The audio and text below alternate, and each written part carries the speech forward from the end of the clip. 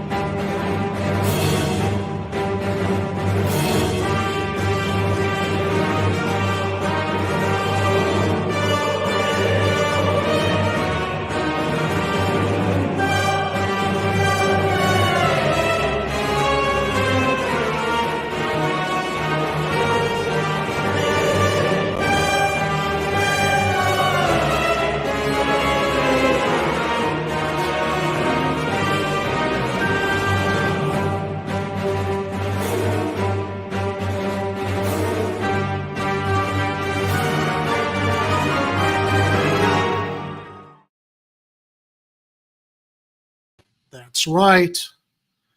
Yesterday, it was shared with the world, may the 4th be with you. But today, it's the revenge of the 5th as we celebrate Star Wars month. As many of my film fans in the live chat probably know, Star Wars came out May 25th, 1977, I believe.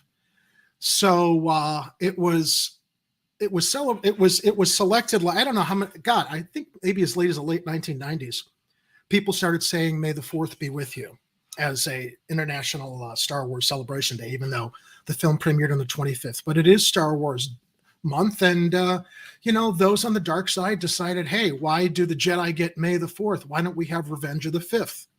And that's what today is, May 5th. 2023. I want to welcome everybody to the program. Welcome to another Friday night edition of Chicago Corner. Checking into the live chat here to see who's with us. But before we do all that, I would love to welcome my co-host for the evening, as always, Mr. Edward Heller. And happy Cinco de Sith Lord to all of you out there. I didn't get a chance to grab any Pepsi from the store to mix the Jack and Coke tonight, so I'm just doing water. But I'm definitely sharing in the spirit of the holiday. Yes, there may or may not be tequila in this beverage. I hope there is, Ed, for your sake. Yeah, so do I. And you know why? Because as much as we're having fun here at the top of the show, celebrating May the 5th and May the 4th, it's been quite a week for news. And I wish I had a drink here to help me buffer it. But, what are you going to do?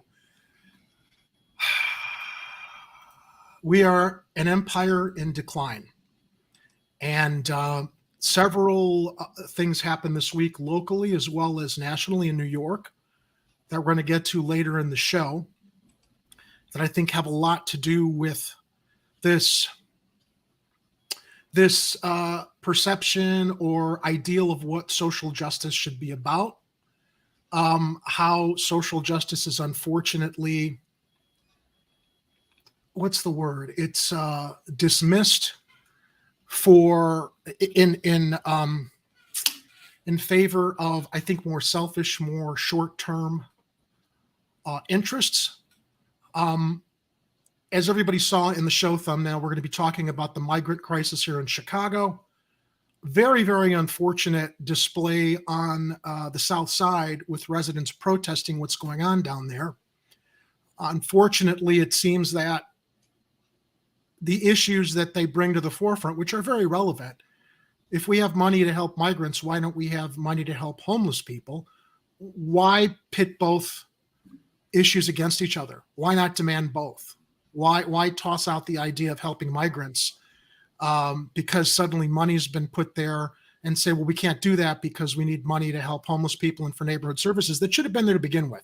So I would think that neighbors and residents across the city should be demanding both, not deciding, oh, well, here's a new scapegoat, the migrants. Let's start picking on what's happening there because we didn't get what we should be getting, which all Chicagoans should be getting given our insane real estate taxes and other forms of punitive taxation and penalties across the city with traffic cameras, et cetera, et cetera. Ed, before we dive into tonight's show, anything you want to share on this before we, so I don't filibuster? Well, there's a lot of content in all the stuff you put together in the show notes, so I'm happy to chime in and add my 2 cents there, but I don't want to put the cart ahead of the horse here, because I know that I have a lot of opinions that are very much expressed in a lot of the comments that you end up reading in these articles. And it's, I mean, aside from saying that, yeah, a lot of these responses are taken in ways that are efforts to divide us, or they are led by people who are trying to create ways to divide us. Raymond Lopez? Yeah. So we got to be better than that. Yeah, we do.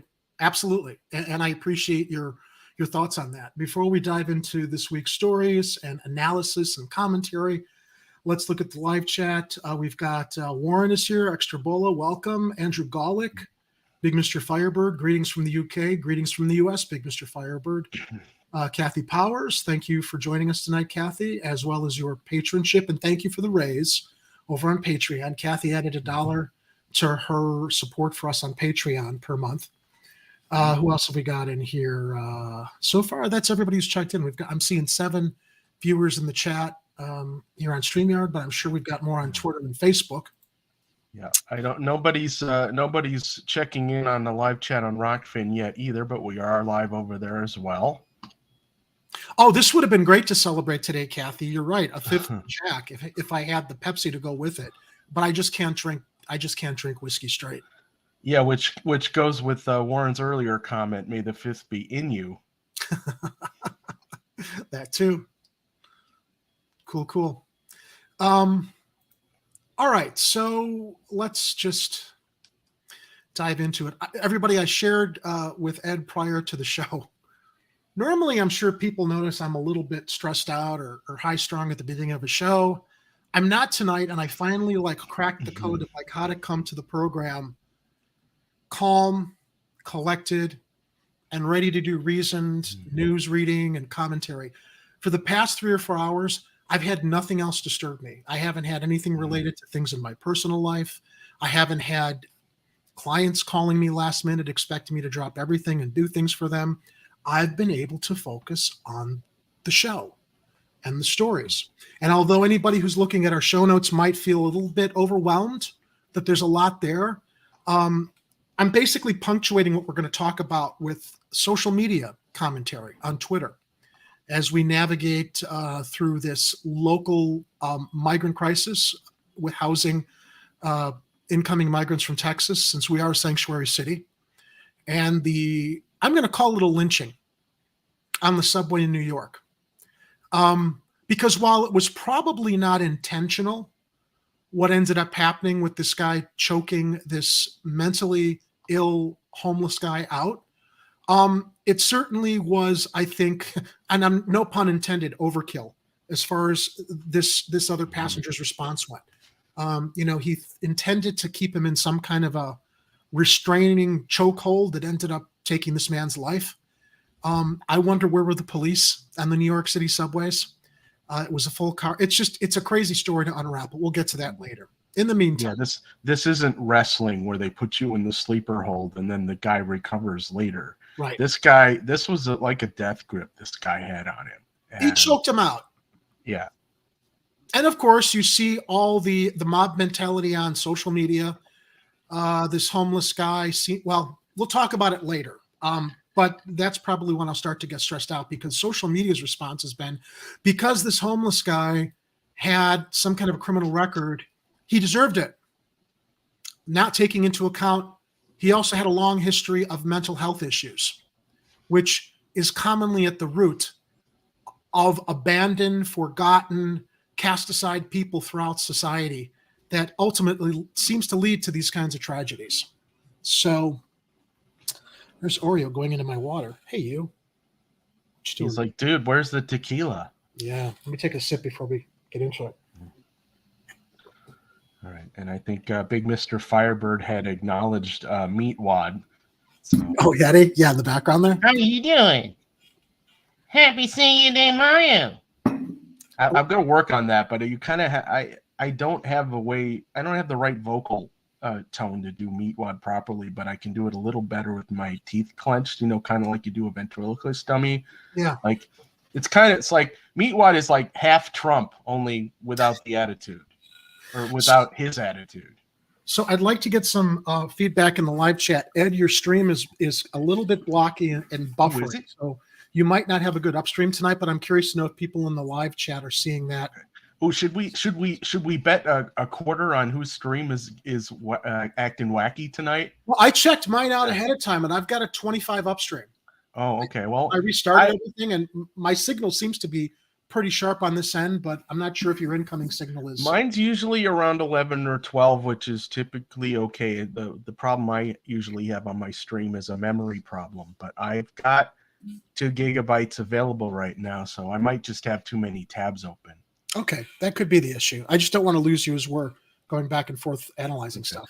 So if you guys would be kind enough in the live chat to let us know if either one of our cameras is starting to glitch out, we'll try and make adjustments as the stream goes. Yeah. Andrew's got a comment. He shares exactly, Jerry. It just infuriates me, especially as having mental health issues of my own. Kathy also adds, the UK treats its downtrodden so much better. Well, it's because, so here's my theory on Europe and the UK and most Western European nations, Kathy. They've survived 2 world wars on their continent. Europe used to be a war-torn continent. It hasn't really since World War II, but since World War II and rebuilding, even though, I think that the conservatives in the UK are kind of losing their minds in similar ways that conservatives over here in America have lost their minds. I think the fact that Western Europe had to recover from 2 world wars on their continent and rebuild is what may have shaken them up into realizing they need to treat each other better, especially socially. As Kathy mentions, the UK treats its downtrodden so much better. The United States has not suffered the kind of losses that Europe has during 2 world wars. Yeah, we suffered through 9/11. That was awful. We suffered through Pearl Harbor, right? Attack on our soil. But really, have we had to rebuild as much as the European nations have? Which I think forced them to realize they have to treat each other better. We haven't had that kind of a tragedy on this continent, where we're forced to realize we need to stop fighting against each other and we need to start treating each other better. I think that's what kind of differs with a more progressive, forward-minded view in Europe as far as how most governments there treat their citizens and are focused on a more socially driven agenda to take care of each other. Yeah, we definitely have more psychopaths running our governments in the United States, for sure. Yeah. Yeah, absolutely. I think that, yeah, as we've seen on social media this week, also with the elevation or the support for this knucklehead Steven Crowder, despite that video we talked about last show about how he was abusing his wife or threatening his wife in a leaked video, or Tucker Carlson, the way that he basically abuses his staff behind the scenes, but everybody thinks that kind of behavior is okay. Whether you like Tucker Carlson or not, the fact that shitty behavior and abusive behavior is excused so often amongst our celebrities by the average social media commentator, it just blows me away, Ed. Mm-hmm. How much water people carry for sociopathic, abusive, disrespectful behavior amongst people from celebrities to people from, new celebrities with their staffs when videos leak from behind the scenes. I don't know if you've heard of this other knucklehead, Andrew Tate, who's being held in Romania on suspicion of, I can't say the first word, but trafficking women. Okay. He's another one of these toxic males. And when you see the amount of men on social media who come out in defense of these guys, I'm just like, wow. It does sometimes make me ashamed of my gender. I'm lucky I was raised right. I've got 2 sisters. The prevailing attitude of so many men I see on social media thinking that women simply exist to obey men. That doesn't mean women should be abusive back. Okay. I mean, it should be equal and balanced. But this, well, I mean, that's respect and obey. It's like, great, men, why don't you also respect and obey your wives, your significant others? That seems to factor out of the equation for so many of them with this alpha toxic male. Yeah, that's what I was gonna kind of mention. I'm like, yeah, you could pretty much wrap it up with a bow with the need to be alpha males, whether it's the guys just trying to overcompensate or whether they're just trying to bolster each other's terrible behavior by being worse than the other guy and pretending it's acceptable. And then all of a sudden you get a whole bunch of people following these guys thinking that behavior is fine. And that's where you get this whole you get this whole culture of type A-holes that think that what they're doing is okay. And then and of course, social media is going to clamp down on that really fast. But then their easy defense is saying that, oh, well, you're just being a social justice warrior, or you're being overly sensitive, or you're a beta cuck, or whatever. And I'm like, no, dude, you're just an asshole. Yeah, it really. But here's the other thing. So much of this toxic masculinity, so much of this abusive behavior towards women, and that's not going to dismiss the fact that women can't be abusive also. It's not about gender. It's about respect for each other. Much of the toxic alpha male behavior comes from a deep-rooted insecurity. Very, very deep-rooted insecurity of powerlessness. They have to exert power. They have to exert domination over other people because they're so insecure themselves and they don't know any better.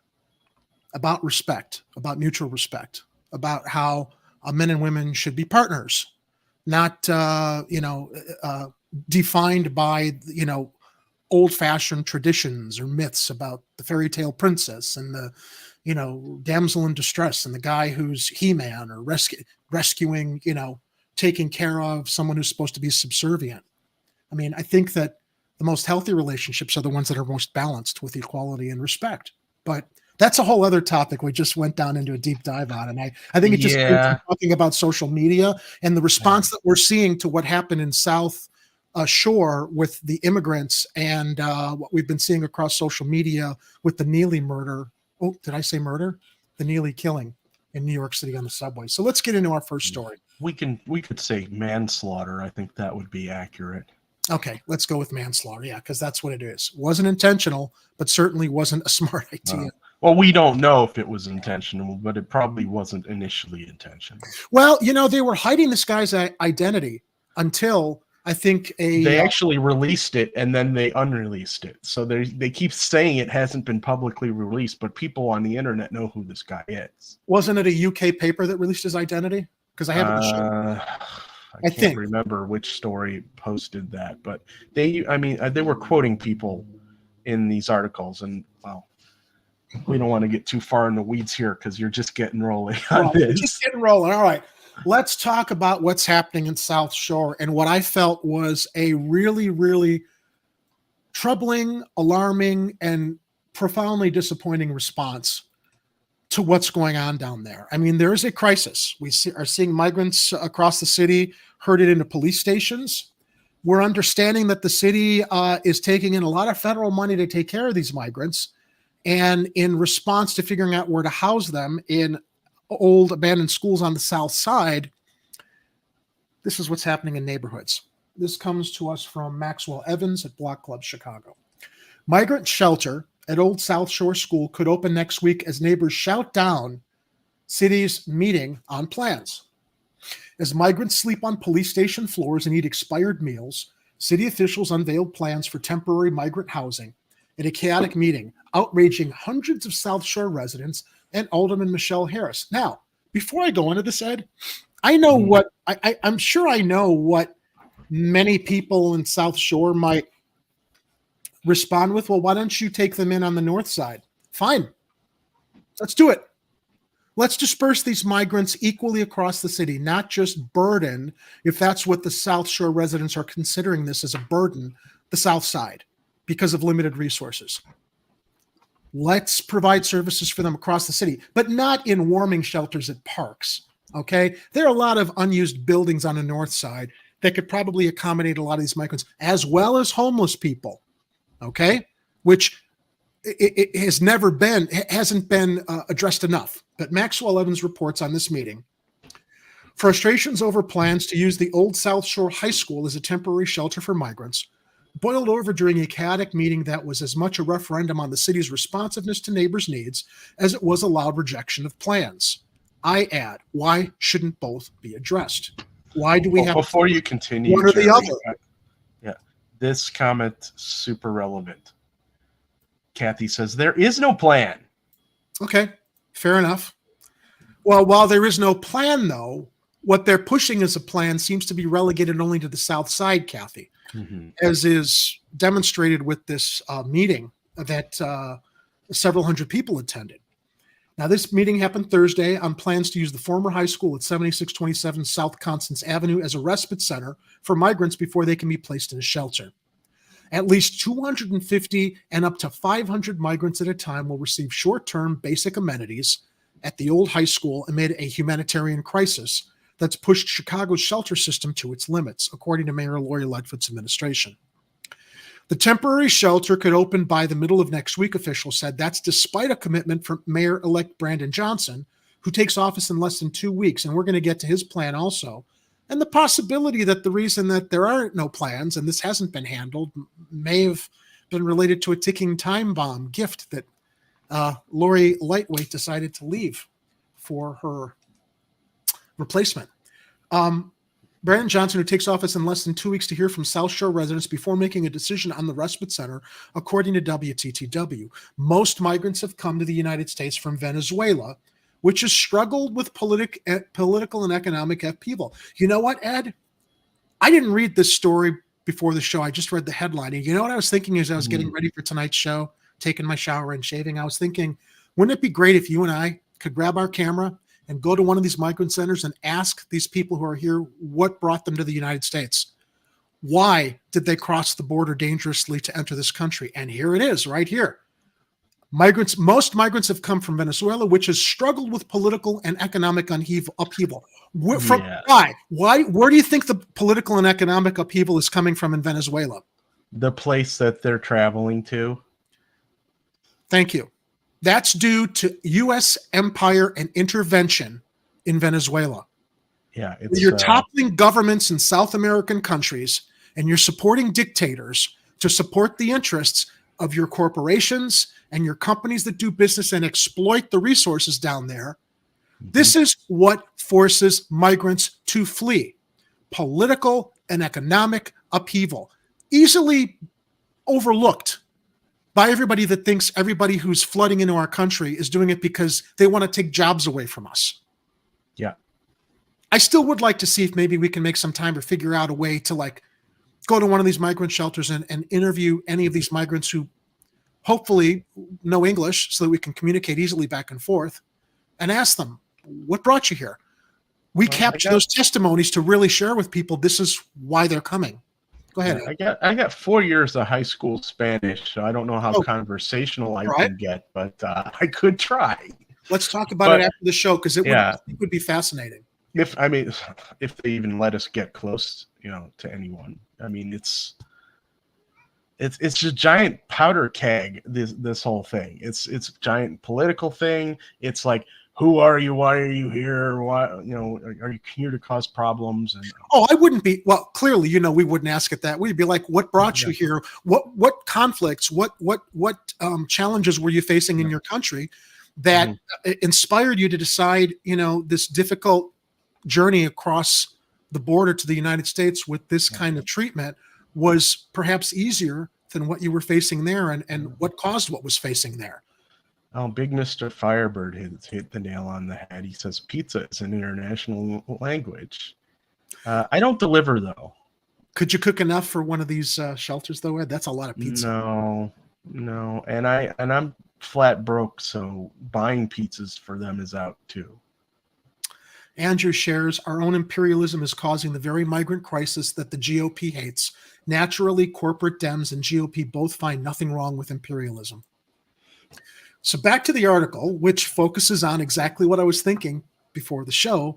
Most migrants have come to the United States from Venezuela, which has struggled with political and economic upheaval. Others are from Middle Eastern, African, and European countries, officials said. Some migrants have sheltered at Chicago police stations in recent weeks, where they've slept on floors and ate expired meals, according to the Sun-Times. Others slept last week at O'Hare Airport after a San Antonio shelter gave them one-way plane tickets. Yet for many South Shore residents, I'm sorry, go ahead. I'm sorry, I just saw the one way. I'm like, what? Okay. Yeah, they could afford. So, plane tickets aren't cheap, Ed. No, and one-way plane tickets are really not cheap. Right. But Texas just wanted to get rid of their dirty, unwashed masses, right? And we're going to talk about that piece of shit later, Greg Abbott. Oh, are we going to talk about him? Despite the fact Lightfoot has no plan and had no plan, and we're all wondering where all this federal money is going, this guy, I still don't understand why the feds are not going after him for causing this crisis, because this is human trafficking isn't just about sex trafficking, okay? It's about moving people against their will across state lines in affronts to their dignity, their wishes, their humanity. And we'll talk about that pretty soon also, but a lot to unwrap here. Yet for many South Shore residents who attended Thursday's meeting to oppose the city's plans, the migrants' plight rang hollow in the face of neighbors' fears and frustrations. Quote, while we recognize this is a humanitarian crisis that may constitute an emergency for the city of Chicago, it does not constitute an emergency for the South Shore community nor the residents of the 8th Ward, Alderman Michelle Harris said to start the meeting. Really? What haven't you been doing prior to this crisis, though, Alderman Harris, to serve the residents of South Shore? Isn't it your job as alderwoman to make sure that your residents' needs are met before this? How is it suddenly the migrants' fault that you clearly weren't able to manage your job before, and now it's gotten more difficult, is what I'd like to ask her. Harris, this explains everything. A close ally of the mayor, who's been Lightfoot's floor leader for 2 years, voiced her opposition to the respite center plans and received cheers from the crowd. Harris wasn't, quote, in cahoots with nobody about the plans, as she found out about them from Lightfoot's office while on vacation last week, she said. Minutes later, the crowd shouted down city officials' attempt at a presentation about the plans. Oreo, baby, come on. I gotta read from this. Yeah, I know, come on. Okay. One attendee held here's what really shocked me. Is that image? You want me to switch over to, yeah. That image that we found from Twitter. Yeah, why don't we put up that Twitter thing and I'll continue to read. One attendee, this is what absolutely nauseated me. One attendee held a Build the Wall 2024 sign, while others said the migrants' arrival threatened neighbors' safety. Officials abruptly shifted the meeting into an extended Q&A session. During the session, attendees aired a laundry list of frustrations, both directly and tangentially, related to the respite center plans. They blasted the city for shuttering schools in black neighborhoods, as they should have, but what does one have to do with the other? Why can't you hold the city accountable for that without deciding you're going to punish the migrants who need the support here, along with people in these neighborhoods? Said police responses in the neighborhood are slow or non-existent and demanded more services for people experiencing homelessness. Well, amen to that. But again, why aren't you demanding both? And Alderwoman Harris, why are you deciding to use this as a moment, since she got up there and grandstanded for all of these things that aren't served properly by the city to her neighborhood? Now it's an issue that the migrants need sanctuary. Why wasn't it an issue? What weren't you doing before that suddenly you can grandstand in this?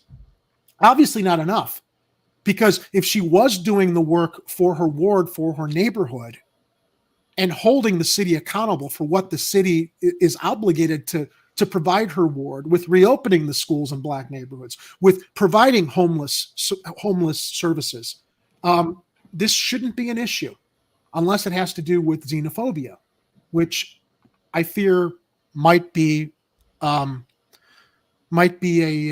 factor. City officials have ignored residents' pleas for help around a myriad of issues in South Shore, a predominantly black neighborhood over the years, so it's insulting for the city to jump into action to help the migrants, numerous neighbors said. Okay, you know what? I can agree with them on that. Okay? I'm not going to vilify them for saying that. But again, you know what, Ed? I guess as we're hearing this and we're agreeing with them, things have just finally simmered over because of the city's inaction, the city's unwillingness to serve these neighborhoods that have been abandoned for so long. Now the shit is hitting the fan. Yeah, I think you mean boiled over. Boiled over. A panel of officials attempted to underscore the severity of the migrant situations and touted their investments in the neighborhood, but were drowned out by jeers from a crowd at nearly every turn. An attendee holds that's a caption from one of the pictures. And then there was a photograph of the South Shore High School that they're converting into a migrant shelter. There you go. Thank you. The city's lack of communication before finalizing the old South Shore High plans made a difficult situation worse. South Shore resident Ed McChristian told Block Club. Spokespeople for Lightfoot and Harris, what do you think they did, Ed? They declined to answer. Of course. She's not giving any exit interviews. She doesn't want to answer.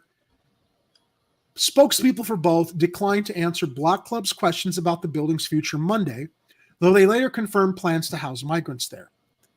Officials previously opened a migrant shelter at a closed school in neighboring Woodlawn with a process that sowed confusion and led to months of outrage from neighbors and an apology from a city commissioner. Despite Thursday's chaos, McChristian saw value in the meeting as it gave her neighbors a chance to speak directly to the powers that be, she said.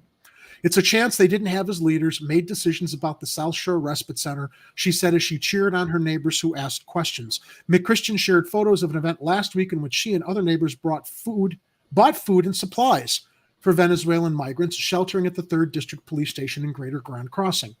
The effort shows we are compassionate and we do have empathy, but doesn't change that she and other residents reject the Respite Center rollout, she said. The migrants come from a place where they didn't have nothing, so I know what that is, McChristian said. But at the end of the day, if Chicago can't take care of its own, why should they take care of others? Well, I fundamentally disagree with that hypothetical question. I think, yeah, I would, if I was going to ask that question, I would change the why to how. Yes. Because that's a better way to ask that question, because it's not that we don't want to help. It's that, where are the resources? Why aren't they tapping into the TIF slush fund? Why is every effort to try and make helping migrants or homeless people or anyone needing or anybody in that neighborhood, that entire community that's been that entire neighborhood? Why are there roadblocks in front of all of this? Yeah, let's rephrase McChristian's statement. At the end of the day, if Chicago can't take care of its own, how can they take care of others? Oh, at the end of the day, Chicago should take care of its own, and it should take care of others. Let's phrase it that way. If the resources are given to others, why can't the resources be given to us? Well, okay, that's a fair question, but both need to be addressed, as I just said. TIF funds, all this federal money that's pouring into the city. After the police department announced in 2020 it would open a police training center at the former South Shore High School. The rest money for that. Of course. Reactive solutions, not proactive or preventative. The Respite Center is the second thing that the city has done in our community and not shared or asked how we felt about it. They just did it. Resident Elaine Reeves Haywood said. That kind of reminds me of how Lightfoot rolled out NASCAR on the downtown community without really having any kind of interaction with the residents downtown. They just do what the fuck they want to do. I mean, even at the expense of the older people wondering how the hell are we here? Why weren't we consulted on any of this? so we could share it with our constituents. Reeves Haywood has no faith city leaders will find a balance between caring for migrants and for existing residents in need. She said, "It's one thing or the other for me." And she's on the side of her existing neighbors. She said, "Well, I don't think it should be. I don't think it should be one or the other." And again, this isn't about burdening South Shore. Bring them north too. Yeah, I understand the perspective. It's like they feel like they need to make sure to take care of their own families before they try and take care of other people's families. And I'm like, yeah, you have to have a stable situation before you try and improve someone else's stable situation. Although I know a lot of people don't even bother with that, and they do whatever they can to help whenever in whatever circumstance they're in. Yeah. I understand not everybody's built that way.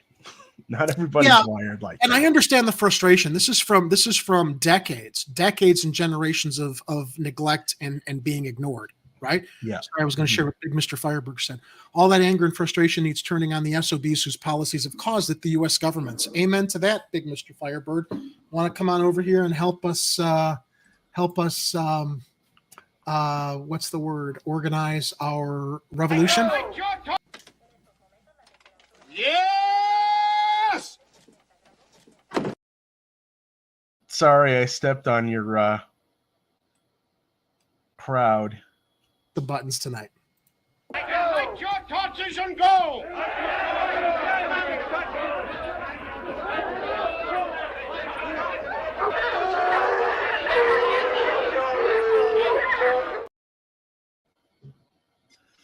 Punctuated it at the wrong time, but I guess hopefully the point was made. All right. It's okay, so, we can play that one a lot. Yeah, we can.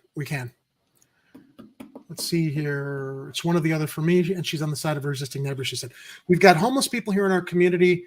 We've got people that need shelter and need food." Reeves Haywood said, "There is no answer for that." No, there isn't, and there should be, and demand answers for both. City leaders said the respite center and migrant shelters across the city do not take away resources from unhoused Chicagoans. You know what I call on that, Ed? I call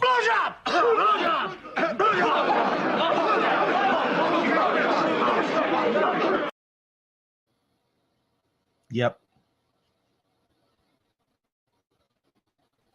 City leaders said the respite centers and migrant shelters across the city do not take away resources from unhoused Chicagoans. They will invest $35 million citywide to house 1,300 households and maintain housing for 1,000 more people moving forward. They said that's not enough. That's not enough. Thursday's meeting, held at South Shores International College Preparatory High School, took place just days after Lightfoot criticized Texas Governor Greg Abbott's plan to resume busing migrants to Chicago this week. The mayor blasted Abbott's recent actions as inhumane and dangerous, as Chicago was unable to help the new arrivals, she said last weekend.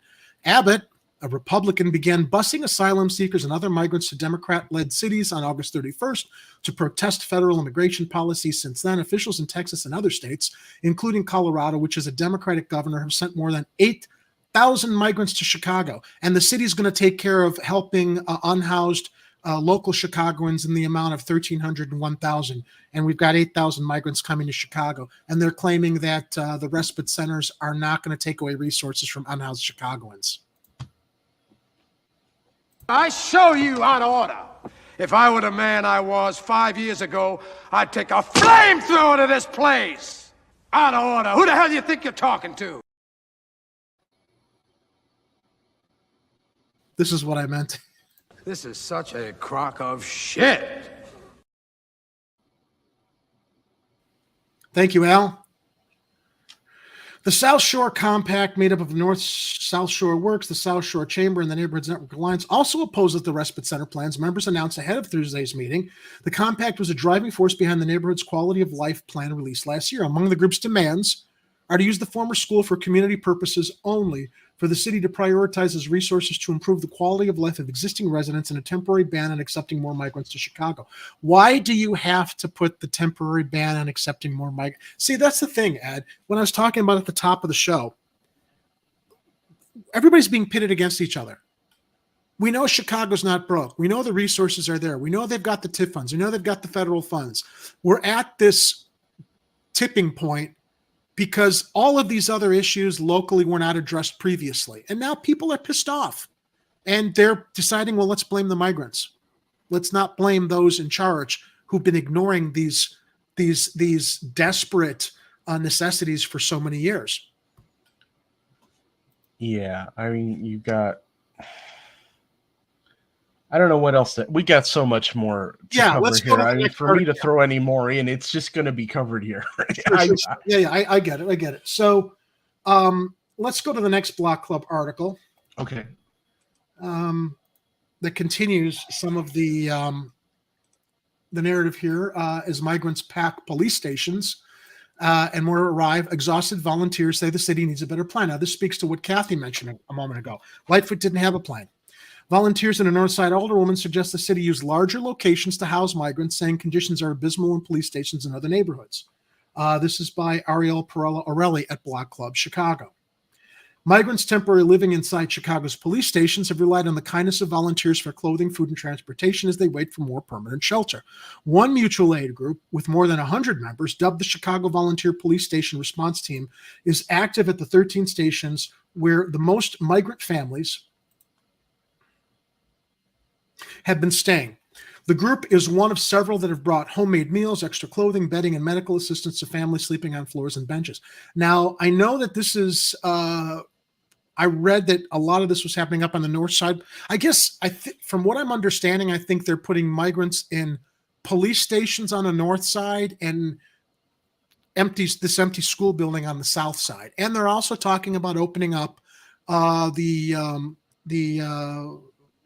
warming stations in parks, because that's oh yeah, that's what it was. It was the park recreational centers or whatever. Right. They were because we have no other empty buildings that have got like showers, bathrooms, kitchens that are unused across the city.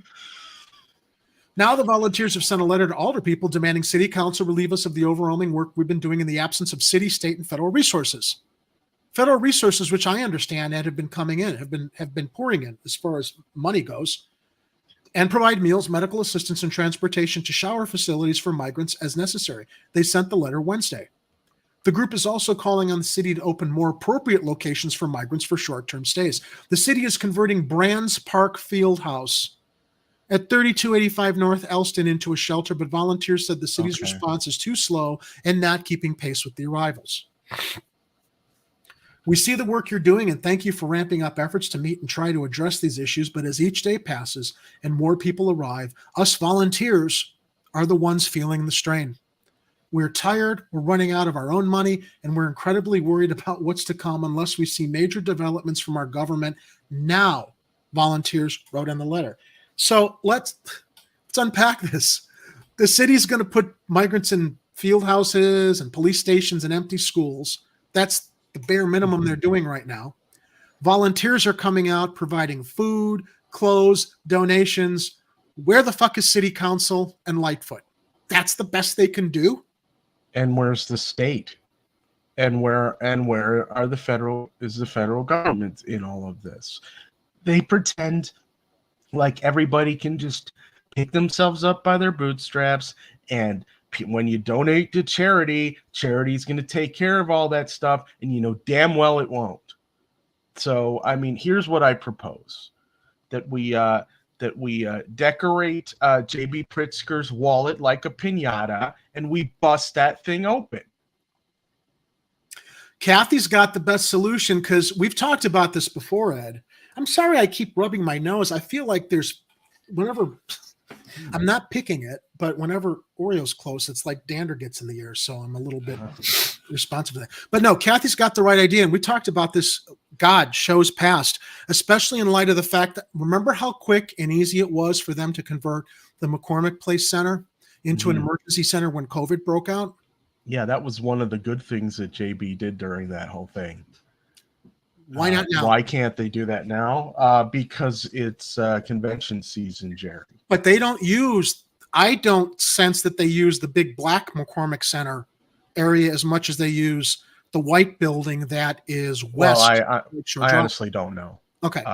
But it would make sense to just say, look, if you have a large convention space, we're going to rent it from you. We're going to set up some showers and stuff, and we're going to help these people out, and we're going to set it up in a way that hopefully isn't too obtrusive to the rest of your convention stuff going on. But we need to make do of this space, and since you're not using it, these people really need our help right now. With the millions of dollars coming in federal aid, you would imagine that money should be going towards renting adequate facilities, like field houses, police station lobbies, freaking hotel rooms, for crying out loud. Empty hotels. Hotels or buildings that aren't in use right now. You don't even have to interfere with an ongoing business, Ed. I can't tell you how many like hotels I've passed across the city, especially if you're going out to O'Hare. There are a lot of empty, out of business hotels and out of business facilities that have the shower facilities, have the rooms. Right. Rent those, get them. If you have if you had one of those motel complexes where they have like 2 or 3 or 4 buildings all in a row next to each other, and they go, okay, your rental is in building A. Just have the city or the state rent out and in one of those entire buildings for a little while, and they keep the money flowing into those businesses that might have been hurting anyway because people weren't traveling and going on vacation as much, and it's a win-win for them. See, everybody, we're not just complaining. We're coming up with some decent common sense solutions. Yeah, Kathy said come up with solutions, so we're doing it. And Kathy, you provided the best one, right? Now, Andrew shares, they erroneously think that charity is the be-all and end-all. How many of such charities profit off the pain they claim to be fighting? Well, that's true, too. A lot of charities take a big portion off the top before the funds actually get dispersed. Yeah, some of those nonprofits are scams for sure. But, I mean, you gotta hope some of them are doing some good. But, we need – mutual aid is important. We need people in levels of government to start giving a crap. And if they don't, we got to get them out. Heather Kofke-Egger, who signed the letter as a volunteer with the group helping at the 25th Police District, said the group wants to see more local legislation that can address the issue. Yeah. Quote, we want aldermen to push harder for federal and state funding and pass local legislation that addresses these needs to redirect budget and mitigate this humanitarian crisis, Kofke-Egger said. Scroll down. There's a picture of these migrant kids there. Do you see these migrant kids in this article? Wow. I mean, no, just send them back. We don't want to take care of them. Where are people's souls? Can't you demand of the city action and response to your neighborhood's needs, and also demand that all of these federal funds and resources that we're trying to find solutions for, directing those funds towards also help other people in need? I don't know. Do we sound like bleeding hearts here? I don't know. I think it's just we have hearts and souls, and we give a crap sometimes. So speaking of giving a crap, this is my moment of the show where I call out Chewy Garcia one more time. Dude, get money for the state to help us for all of these things. For the migrant support, for the homeless crisis, for everything else that we need support in this state. Potholes. Oh my God. The potholes on Sacramento Boulevard. The potholes on the on-ramp to the 290, for crying out loud. We can't even get to the alternates from the Kennedy that is under construction because of all the potholes. I keep saying we should take all these incumbent aldermen that resigned and left office and just fill the potholes with them. It would be a much better use of their time, the time that they didn't put into serving good use in city council. Yeah, you know what, Andrew? What the greatest liability, a person's greatest strength and equally greatest liability is in life? Empathy. No good deed goes unpunished. Oh, they like boy, to say. Oh boy. Do I have stories to tell on that quote? Plenty. Some current and incoming older people have responded to the newest wave of the migrant crisis by partnering with the volunteers, collecting donations for migrants, coordinating meal trains for police stations, and voicing support for the migrants. Alderman Maria Hodden of the 49th told the Sun-Times this week the city needs to create a large central location for migrants instead of playing whack-a-mole in the neighborhoods. She's absolutely right. And that's where the convention center or a big empty hotel would potentially serve. Mm-hmm. She told the paper McCormick Place would be a good start. Mm-hmm. All on the right wavelength, but nobody is actually pulling the trigger. Local and state officials have asked the federal government for more money. Governor J.B. Pritzker said earlier this week federal dollars to assist Chicago could be coming soon, but volunteers but volunteers helping the migrants said they're disappointed with the city's response and infrastructure. I guess they're still playing tug of war with that fake debt ceiling. Is that what's going on? Probably. As a citizen, I'm disappointed in the state, federal, and city government, said Dave McNaughton, the organizer for the St. Vincent de Paul Society Conference.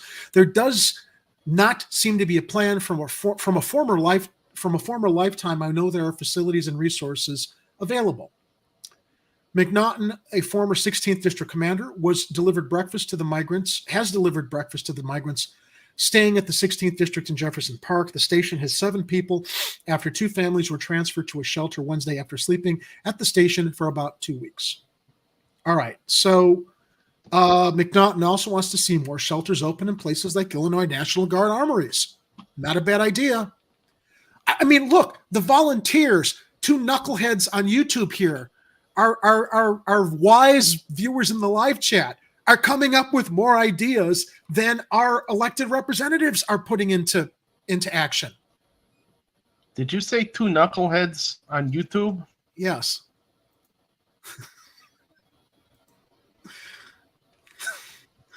That's us. Illinois National Guard armories, YMCAs, and downstate facilities to lessen the burden on Chicago, he said. It's heartbreaking to see this is not only affecting refugees, but homeless people too, he said. With the impending expiration of Title 42, which gave officials standing to send people back across the border due to public health concerns, Mayor Lori Lightfoot has said the city is expecting even more new arrivals to come to Chicago. Lightfoot sent a letter to Texas Governor Greg Abbott, blah, blah, blah, blah, blah. He's doubling down. Of course he is, because it's a political football he can toss around to throw red meat out to all the xenophobes in Texas and the Republicans across the country. It's a total dick move by Abbott. He's basically, well, you said you're a sanctuary city, so here you go. And we're saying you're a dickhole, Governor Abbott. Major uncircumcised dickhole is what Governor Abbott is. No offense. Even if it were a situation where you're overwhelmed with places to keep and support migrants in your state, then you should be working with the sanctuary cities to beat the hell out of the federal legislators to make sure we get support for everybody, because we are a melting pot in this country, if you have forgotten, and most of the people who live here now did emigrate here. All of us came from immigrants. Well, except for the Native Americans. Right. But you know what most people who are descended from immigrants who came to this country during the 1900s will say, Ed? Well, they came through legally. They came through the right way. Well, whatever. Ellis Island. No, they didn't. There's no Ellis Island now, okay? And, there's not as big a boon to accept immigrants to exploit now as there was then to help build the country's infrastructure. Let's make no mistake, okay? Immigrants were accepted here en masse because they were cheap labor and they were easy to exploit during the Industrial Revolution, okay? I'm sure that was part of it. Of course it was part of it. Well, yeah, it is rougher and more difficult for immigrants to apply for citizenship here now. It shouldn't be that difficult given the fact that we are relying on immigrants to take the worst jobs in the country that companies do not want to pay Americans a fair living wage for. And what am I talking about? Agriculture, primarily agriculture.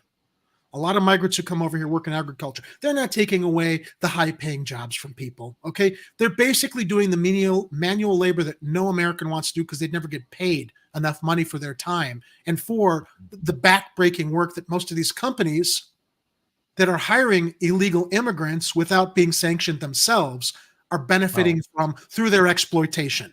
Let's also clarify something. No person is illegal. If someone is in the act of emigrating and the country you're emigrating to says that the way you're doing it is illegal, the act is illegal immigration. You are not an illegal immigrant. You are just a migrant. Thank you for the correction. You're right. I mean, we hear this phrase illegal tossed around all the time. So because it's been thrown around like that for decades, and people do that on purpose because it's a dog whistle. Yeah, illegal. And now it's become part of the language where people don't even realize that nobody's illegal.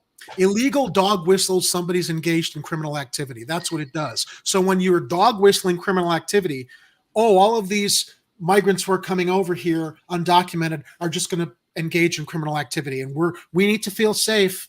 Again, it's like the fear porn. You got to make everybody afraid of migrants who are coming over here. As Big Mr. Firebird also reiterates, those migrants weren't suffering from U.S. foreign policy back then, when it was easier for immigrants to come to this country as they are now. More stuff in the live chat. They got new emojis on the YouTube live chat, or at least I have ones I hadn't seen before. Yeah. All right, let's wrap up this article. Volunteers said, while the collective mobilization and aid coming to migrants is a great community effort, the response to the crisis should have been better planned out since migrants have been arriving for months. Quote, I think it's really hard to know that people are living in conditions just down the street from you that you wouldn't find acceptable for anyone, Kafka Egger said. It's really awesome to be a part of this kind of mobilization. I just wish that the need was being met in a way that was more sustainable. While we're in between paragraphs here, I just want to welcome everybody who's tuning into us on Rockfin. I see Dick on Rockfin. That's his name. Dick on Rockfin is chatting with us. Welcome. And also we got a tip from Ellie Marino, $5. Thank you, Ellie. Says, great idea interviewing immigrants. I teach them English and literacy and am fluent in Spanish. Let me know if you need help translating. Thank you. Okay, who was that shared that? That's Ellie. Ellie, would you email me, Jerry, at chicagocorner.tv? I really want to see if we can make this happen. No guarantees, everybody, but I'm going to make an effort here to see if Ed and I can carve out the time from our regular gigs and see if we can actually do this, because I think it would be fascinating insight to seeing what. Okay, that's assuming Ellie lives in the city. I don't know. Yeah, that's another. Yeah, that's definitely a factor as well. Okay. So we shared the image of from Twitter. The public meeting on housing migrants in the Old South Shore High School isn't going particularly well. Lots of yelling, jeering, and the build the wall sign. Let's see what else we have from our show notes, stuff that I wanted to share from Twitter that was relevant before we go into the next layer of this story. Oh, we had there was the close-up of that. That was that's offensive. And okay, where are we at now? What was that? We had three. It was just the second Twitter post with the sign. Who would post? And what I wanted to get some, and this is what I'm talking about with like the mob on social media. How some people are. It was another build the wall sign. Okay, yeah. That. Okay. Ed is helping me since I want to make sure my browser doesn't crap out as far as my streaming goes. So let's get to the next story, which we'll just briefly touch upon because the previous story kind of went into it a little bit. But as we're talking about solutions, this story, as migrants wait for shelter openings at police stations, Northwest Side neighbors are flocking to help. So here's the positive side to what's going on. Let's talk about let's pivot away from the people in South Shore who don't want to help the migrants and look at those who are. And this comes also from Ariel Perella Orelli. As migrants wait for shelter openings at police stations, Northwest Side neighbors flock to help. Officers went about their work Tuesday at the 16th Police District Station while two kids played together in one corner of the lobby. See, there is hope. It's just we need more resources from the city. Nearby, Ivo Brandelli sat against the window watching his 7-year-old daughter, Avril. They are among a recent influx of migrants arriving at Chicago sheltering at police stations. At the airport, I talked to a policeman, and they sent me here, and I've been here 9 days, but I didn't think I was going to wait so many days, Brandelli said. Brandelli has lived at the station with one daughter and daughter and wife alongside 2 other families as they wait for space in city shelter as they wait for space in city shelters to open up. Again, more than 8,000 migrants. The migrants have received supplies from neighbors that take up a small corner of the lobby where they sleep on the floor. As the days tick by, North to West Side churches, neighbors, and representatives have created a grassroots effort to make sure the families at the 16th District Station have food, blankets, clean clothes, toys, and toiletries. Amen and applause to all of them helping here. But, it's not enough from the city. Not enough from the city. This article touches on all of the help and support they're getting from Northwest Side neighbors. Helping is an opportunity of hope and to share positive messages with the community, said Yang, who lives in suburban Glenview. And for them, I'm sure it's nice to have community at this time. Bringing food, supplies. Look, this is the positive side to this story, but the positive side to this story is a struggle, and it shouldn't be reliant on volunteers to solve this problem, period. So let's get into the villain of the story, Governor Greg Abbott. Okay. Governor Greg Abbott. Do you know that Governor Greg Abbott has a human trafficking policy on his website in Texas? I did. And that link is in the show notes. And I'm going to read from it, everybody. Oh, wait, before you read from it, though, I want everybody to notice that in case you needed to know if the flag status of the state of Texas was at half staff or full staff, it's at full staff, and you can keep checking every day just in case you're worried about that. Priorities. Because, when them dirty commies come to Texas, we're going to be at half staff. We might even turn the flag upside down, and you can check the website to see if that's happened. Yeah. Priorities, right? Here's the policy to prevent human trafficking from Governor Greg Abbott, the piece of shit at the center of this shitstorm. In 2016, a University of Texas report estimated that over 300,000 Texans are currently being trafficked, including 79,000 youth victims of sex trafficking. For the upcoming year, the commission is focused on assisting the state of Texas in the fight against trafficking. Report. The Governor's Commission for Women is working with the Texas Department of Transportation to raise awareness of the cruelty of human trafficking. Human traffickers hold men, women, and children against their will.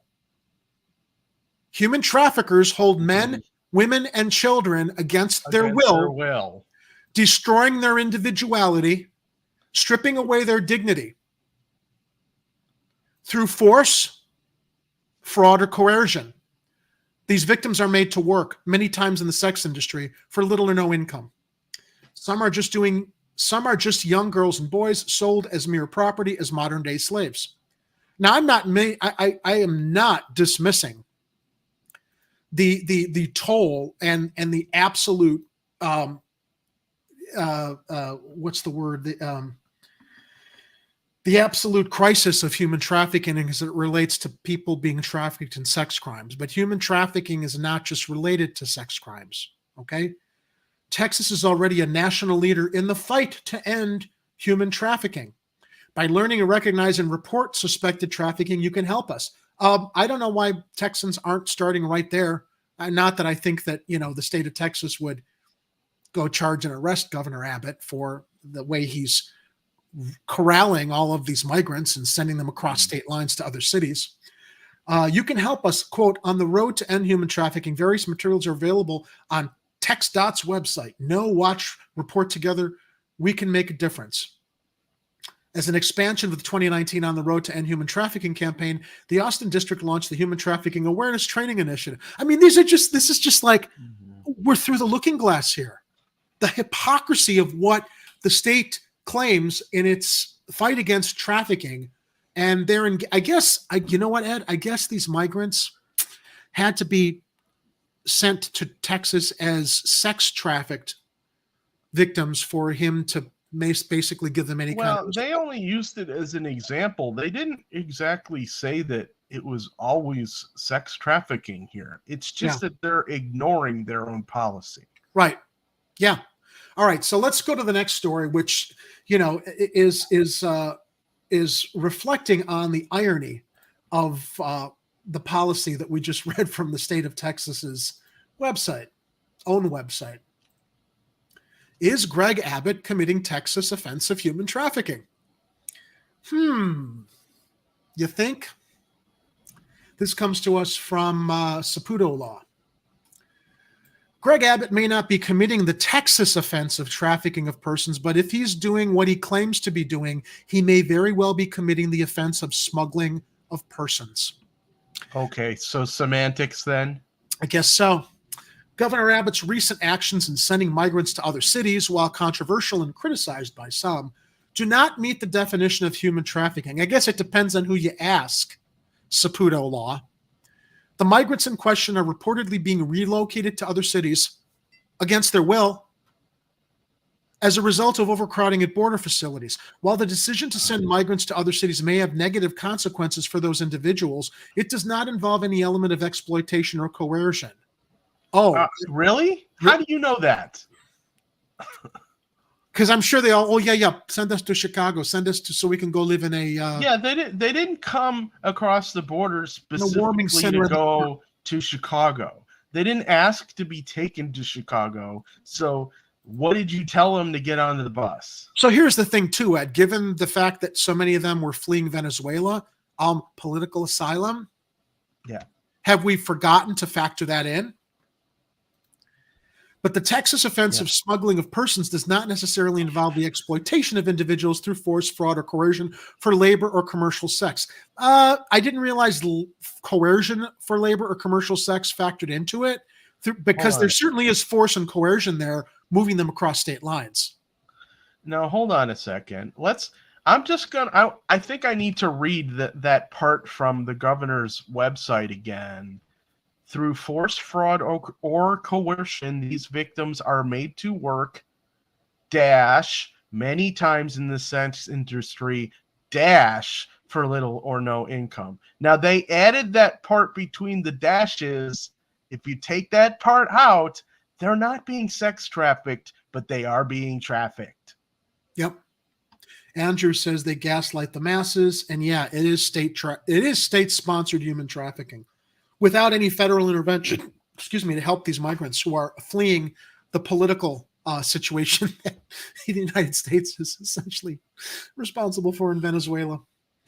If Greg Abbott knowingly used a motor vehicle or other means of conveyance to transport an individual with the intent to conceal the individual from a peace officer or special investigator, or flee from a person he knew was a peace officer or special investigator attempting to lawfully arrest or detain the actor, or he encouraged or induced a person to enter or remain in this country in violation of federal law by concealing, harboring, or shielding that person from detection, then he would be guilty of smuggling of persons under Texas law. Okay. Yeah. He is. What's the problem? Yep. Governor Abbott reportedly sent migrants by bus to Washington, D.C. and Chicago. If he knew that the migrants were in this country in violation of federal law, which he claims he knew, then by inducing them to remain in this country with free bus tickets to a destination of their choosing, and by harboring them on the governor's buses, it is likely that the governor committed the felony offense of smuggling of persons. There are no exceptions in that law for actions by the governor, and there are no other exceptions that would apply. Great. Who's filing charges against the governor? So the governor doesn't have immunity for being the governor, like the president of the United States has immunity for being the president of certain laws? I don't think so. No. Well, it sounds like on this legal site that he doesn't have immunity there. So someone could... like the Texas State's Attorney General could call for the governor's arrest? Right, like he'd never do that. Yeah, well, of course not. Because you know what? Ed, the rules for thee, not for me. They're never touched. The elite, the left, the right, the Republicans, the Democrats on both sides, in this utter abortion duopoly. I call it the duopoly of doom. The duopoly of doom. Yeah, it's just I can't find the words to express my nausea regarding how both sides are contributing these problems and not providing solutions to the problems that they're either at the root of or that they could very easily solve. All right, so this next article from the Chronicle is the last note on Governor Abbott. Okay. The internet is oven roasting Greg Abbott over a new, I guess he put out a new human trafficking awareness video. Oh my God. No sense. Is it like the Jurassic Park video where they talk about dino DNA? Many are pointing out Texas's ongoing migrant busing campaign in response to an anti-human trafficking video cut by the governor. Now, this came out January 11th. This is an older article. Oh, they don't have the video? I guess not. No, but that's all right. We can just read quick because you know what, the videos. I prefer reading from articles because there's more to like sort out with copyright strikes on YouTube. Yeah, well, tonight we're already going to because probably from the show opening. Oh no, we're not because that was a cover version. Don't worry about. Oh, really? That. Yeah. Oh, that's good to know. Okay, we'll have to use that again. I thought ahead. Texas Governor Greg Abbott is being dubbed a hypocrite by some on social media after posting a video promoting Human Trafficking Awareness Day on Wednesday, many opining that the Republicans' busing policy transporting thousands of migrants isn't reflective of the goals of the annual campaign. On Tuesday, Abbott took to Twitter to encourage his followers to wear blue on Wednesdays to raise awareness of the fight to end human trafficking. He shared a video message in which he recognized January as Human Trafficking Prevention Month, followed by a letter posted on Tuesday highlighting his initiatives against the crime. You know what I think we should traffic to Texas? Boxes collected from our cat's litter trays to the state house. That's what I think we should start trafficking to Texas. Yeah, Greg, we're just sending you some free fertilizer, just because, you look like you needed some. This is the piece of shit, ladies and gentlemen. The hypocrisy, the inhumanity of this guy that we're looking at right here. And the fact that he actually acts like, well, you know what, Ed? I'm sure he does care about human trafficking if it's white trafficking victims of sex crimes. That's probably all he cares about. And that is something that he should care about. You got the video? Well, he's got his Twitter post further down in the article. It's got a video. Okay. Yeah. Bring that up. Yeah, let's bring that up. Let's see Abbott posturing about trafficking while he is sending migrants across the country in buses. All right, let me make sure it's nice and loud before I get it up here. Take that off until you've got the All right. video queued. I got it. All right, put her up. This is Governor Greg Abbott. Wednesday, January the 11th, is National Human Trafficking Awareness Day, and blue is the international color for human trafficking awareness. It is? I thought it was the color for fascist cops on flags. That too. It's also human trafficking. I'm unaware of what I'm doing day. Come on, play button. So, yeah, Kathy Powers. I don't disagree. To raise awareness in the continuing fight against human trafficking, Cecilia and I invite every Texan to join us in wearing blue tomorrow and in praying for the end of human trafficking. Pray. Texas will pray. Can you pause it for a second? The fight against human trafficking. You know what happens when you pray, Ed? I'll tell you. Pray in one hand, shit in the other. See which one fills up first. Yeah. Thoughts and prayers. Educating the public, cracking down on human smuggling at our border, and supporting survivors of human trafficking. I hope that you will join Cecilia and me and wear blue tomorrow to shine a light on our important work to end human trafficking. That's going to solve the problem. And mostly because most of you, that's the only color you really wear anyway. So it makes it a lot easier for all of us to say you supported it when maybe you were just wearing blue that day. Andrew shares another great point. With the governors we've had go to prison in Illinois, both Democrats and Republicans, why on earth doesn't Texas jail their governors? Because they're all Republicans down there and they protect each other. Because they're all that's a whole cabal, a good old boys club down in Texas of Republican politicians. That's why, Andrew. Greg Assbutt. Yeah, thanks, Warren. Good point. Texas is a shithole country. Yeah. I do like Austin, though, but mostly for the tacos and booze and the music. I've never been down there myself. I have a friend who lives down there near Austin. I'd like to visit sometime, but she doesn't like it down there either. She's married to some one of the locals, so I'll put it with. All right. All right, so let's go into our next story. Let's go into our local angle with a politician here in Chicago that following the lead of Rahm Emanuel, will never let a good crisis go to waste for his own authoritarian, classist, race traitorous actions. Why don't we play his video? Okay. No, wait, that's the wrong button. Hold on. There we go. No, that's the right button. That's the only one we've got of him now. Yeah, it's Raylo in the wheelbarrow of shit. Oh, that sounds like a movie title, like Indiana Jones, The Temple of Doom. Raymond Lopez in the wheelbarrow of shit. I love it. Okay. All right, but just to clarify, that is watery oatmeal. No, it's not. It's shit. By Ray Lopez. It's not even shit, Ed. It's diarrhea, because that's what he should be wallowing in, the way he's exploiting this crisis. That's disturbing. To dog whistle to people here in the city.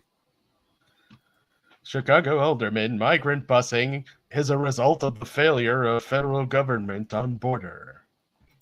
Raymond Lopez. On Friday's broadcast of the Fox News, of course it's Fox, where we know what the Dominion lawsuit revealed. So on Friday's broadcast of the Fox News channel's Fox and Fiends, that's how I refer to it. I dropped the R. It's Fox and Fiends, because normally when you see the hosts on that show, they're the most abominable, utterly soulless, cackling fiends that you'd never want to see hosting a morning show. But this story comes to us from Breitbart. Yeah, of course, Breitbart. Fox News Channel's Fox and Fiends. Chicago alderman and mayoral candidate, well, not anymore, Raymond Lopez stated that the city's welcoming city ordinance wasn't intended to be a tool for other states to drop their problems in our city and give the mayor an opportunity to pontificate. That's what he's focused on. Let's play his video. See what Raylo had to share. Oh, it's not. It isn't. Oh, wait, hang on. It is a video. Hold on. It's a video. Raylo. Stand by for news. Ray Lopez and the wheelbarrow of shit.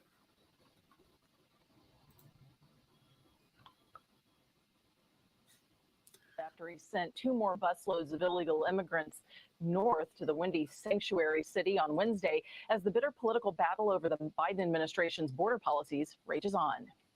Governor Abbott's racist and xenophobic practices of expulsion have only amplified the challenges many of these migrants have experienced on their journey to find a safe place. The governor's actions are not just inhumane, they are unpatriotic. He is a man without any morals, thank you, Steve, humanity, or shame. Lightfoot even offering to take on new Texas residents who might be unhappy with their governor. Listen. I'm happy to take and drain Texas of all of its residents. Sounds like this would work well to reach out and say, hey, you got 2 more people that you want to get rid of, to do it in a better way. Well, I suppose that would work in theory, but that's not the point, right? But in reality, data show people living in blue states like Illinois are fleeing to red states, with Illinois ranking third for residents leaving, and Texas now the #1 destination for people relocating. Republicans were quick to call out Democrats. Okay, I don't even know if that data is correct, because I just read something recently that said Florida is where all the boomers decided they're going to move to now. Of course it's not accurate, Ed. It's Fox. Yeah, and I mean boomers, because that's really what's happening. It's boomer flight. Can we also, take the phrase our former president used to love dropping around, fake news, and just apply it to Fox News? I mean, it's an easy reiteration of the letters. Let's just take away the OX and put in the AKE. Oh, the real the new news.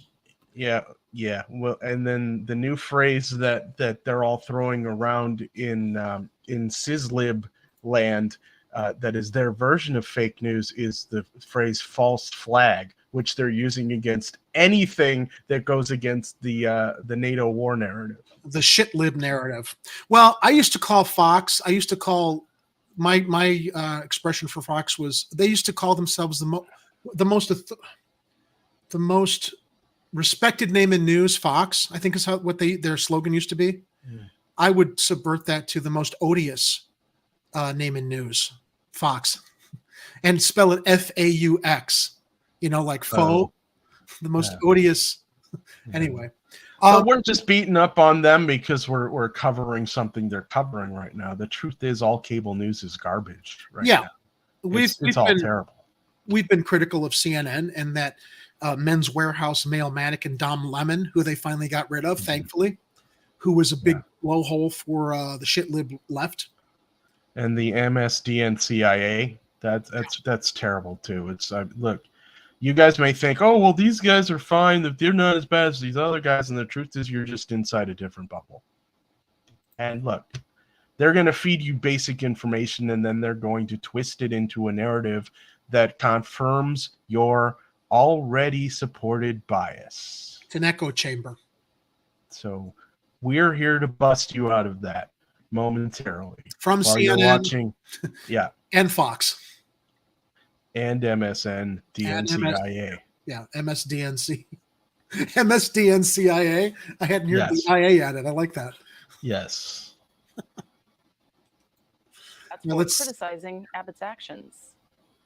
Only thing Lori Lightfoot doesn't like is that she was shown up by Greg Abbott. Well, look, it is definitely a battle between personalities with these two, because Lightfoot is going to throw out all the dog whistles for her base the same way Abbott is doing for his base.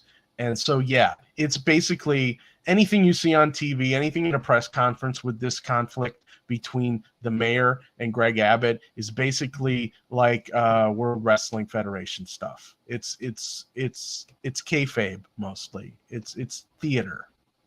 What is actually I remember hearing the expression kayfabe as it relates to wrestling. I don't have. It means you're faking it. You're doing a bit. It's performative.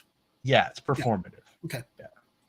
And frankly, all the Democrats have been, because they wanted to be sanctuary cities. Well, here you go. Now be a sanctuary city. But they like to talk tough. They like to talk like they're progressive. But when it's on their dime and on their watch, they don't want to do anything. So pause it for a second. He's not wrong. No, he's not wrong. But you know what? Fuck this guy.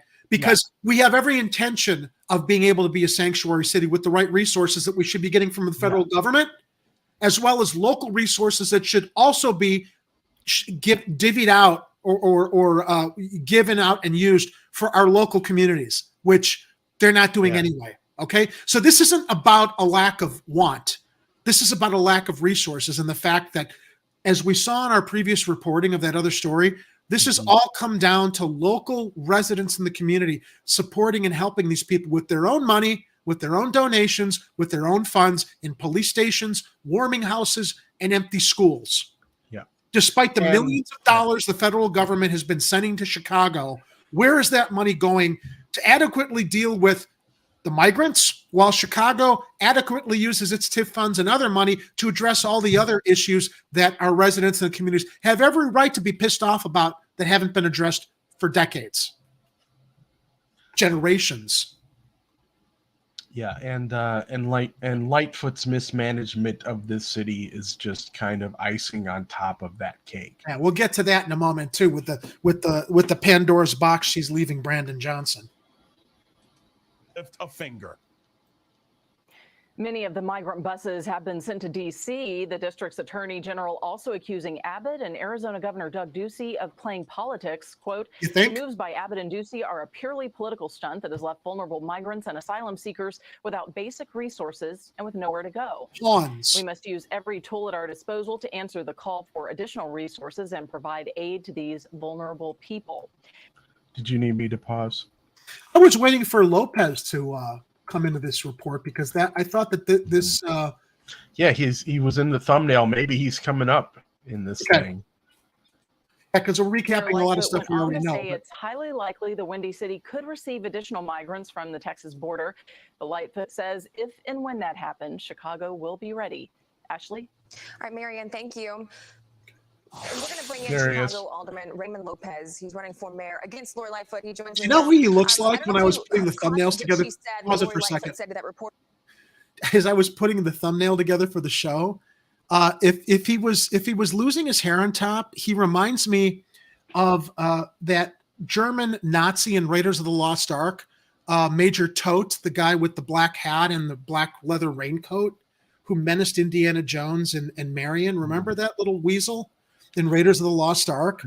He just exudes that authoritarian, nasty air, you know? Well, when you said, like, if he had no hair, I was going to say Yul Brynner, but I don't know.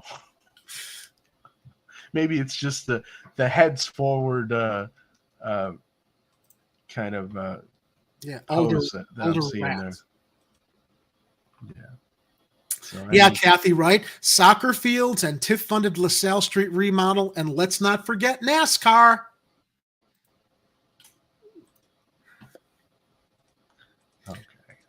The reporter asked, basically, in short, couldn't you reach out to Governor Greg Abbott to see if there's a better way to go about this as far as getting those migrants into the city? Which, let me just point out, it was only 75 migrants on 2 buses, and they are a sanctuary city. Only? Okay. She's prefacing this like this is just a normal way of sending migrants around the country when they come in. It's not like it's 100 migrants. It's only 75. Yeah. Have been able to accept those people with open arms with no problems. But her response, she said, yeah, in theory, but that's not the point. So what is the point? Well, I think it's very misleading, Ashley, for Lori Lightfoot to say in theory that would only happen because she knew that these buses were coming over a week ago. Chicago. I wonder if this news host was expecting Raylo to actually defend Lori Lightfoot here, because that's how she framed her question. And you know what? My bad, everybody. Pause for a second, Ed. I'm sorry. My bad. So this is more of a historical context. This report is from September of last year, when all this started. Yeah, I guess it's still relevant. But his stance hasn't changed. He thought he was. That's why in the article it said candidate for mayor. He was candidate at the time, trying to use this as a political football against her then. Yeah, but he really hasn't changed his position on it. This is the same. This interview's probably going to sound like he did it yesterday. Yeah. 11 p.m. surprise arrival that she's trying to portray it as. She was aware, and this is a manipulation of our welcoming city ordinance. That ordinance was designed to be welcoming for the undocumented people that were here, and not to be used as a tool for other states to drop their problems in our city and to give the mayor an opportunity to pontificate while pretending like she wasn't aware. This will only get worse.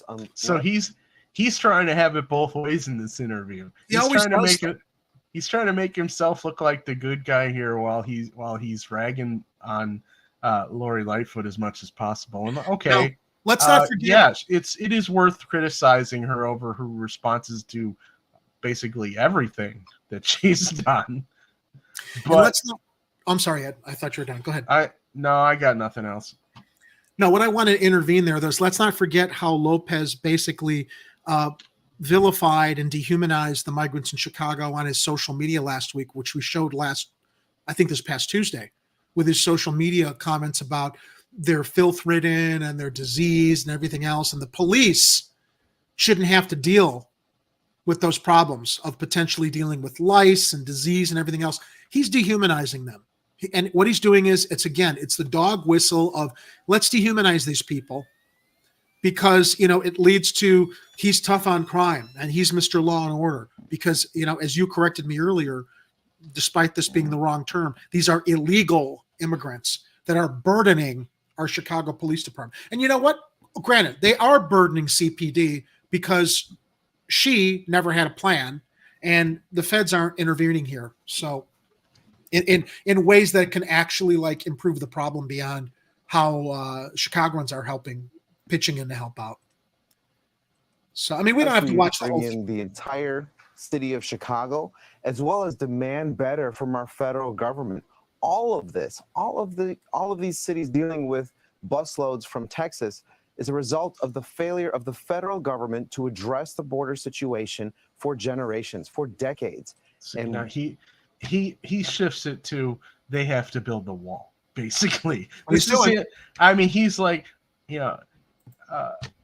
we should be welcoming to migrants in this country.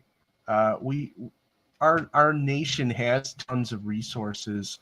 They have the ability to spend money on anything they need to spend money on, and yet they choose to let this remain a problem. They choose to let the roads and bridges crumble. They choose not to let us have health care that actually is health care and not just a scam for insurance companies to say no to everybody. Even in the middle of a global pandemic. Yeah. That's how little they prioritize the actual health of citizens in the United States across the country. And that walking corpse is running again. That's the best the Democrats have to foist upon us. Him or Cittadini on the Republican side. This guy. Hey man, has anybody seen my keys?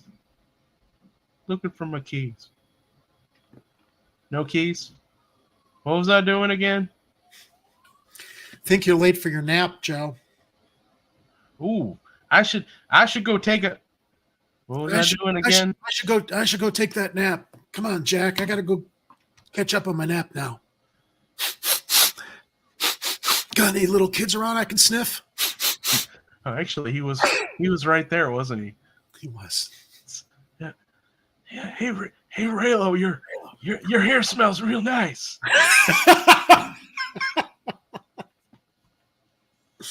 Oh.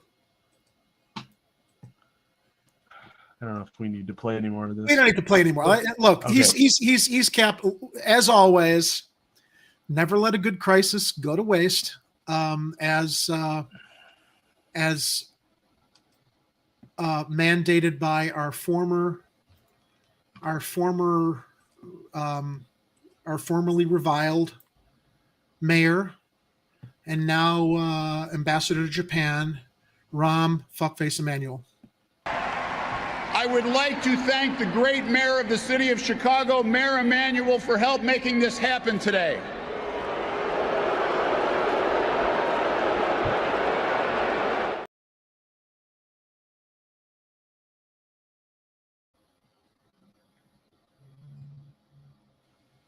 That never gets old. I love watching him booed by a crowd. All right, so talking about solutions, we have an incoming mayor, Brandon Johnson, and this comes from WTTW. Ed, that's the link I want to bring up. Okay. As we kind of bring the migrant crisis story to a conclusion. Okay, while I grab that, you want to put up the super chat we just got from Mad Matt. Thank you, Mad Matt. Oh, do we have in the YouTube super in the StreamYard? Oh yeah, Oh my goodness, Mad, that's fantastic. Thank you so much. $9.99 super chat from Mad Matt. Thank you. Okay. Really appreciate it. Wow, the super chats are coming in finally.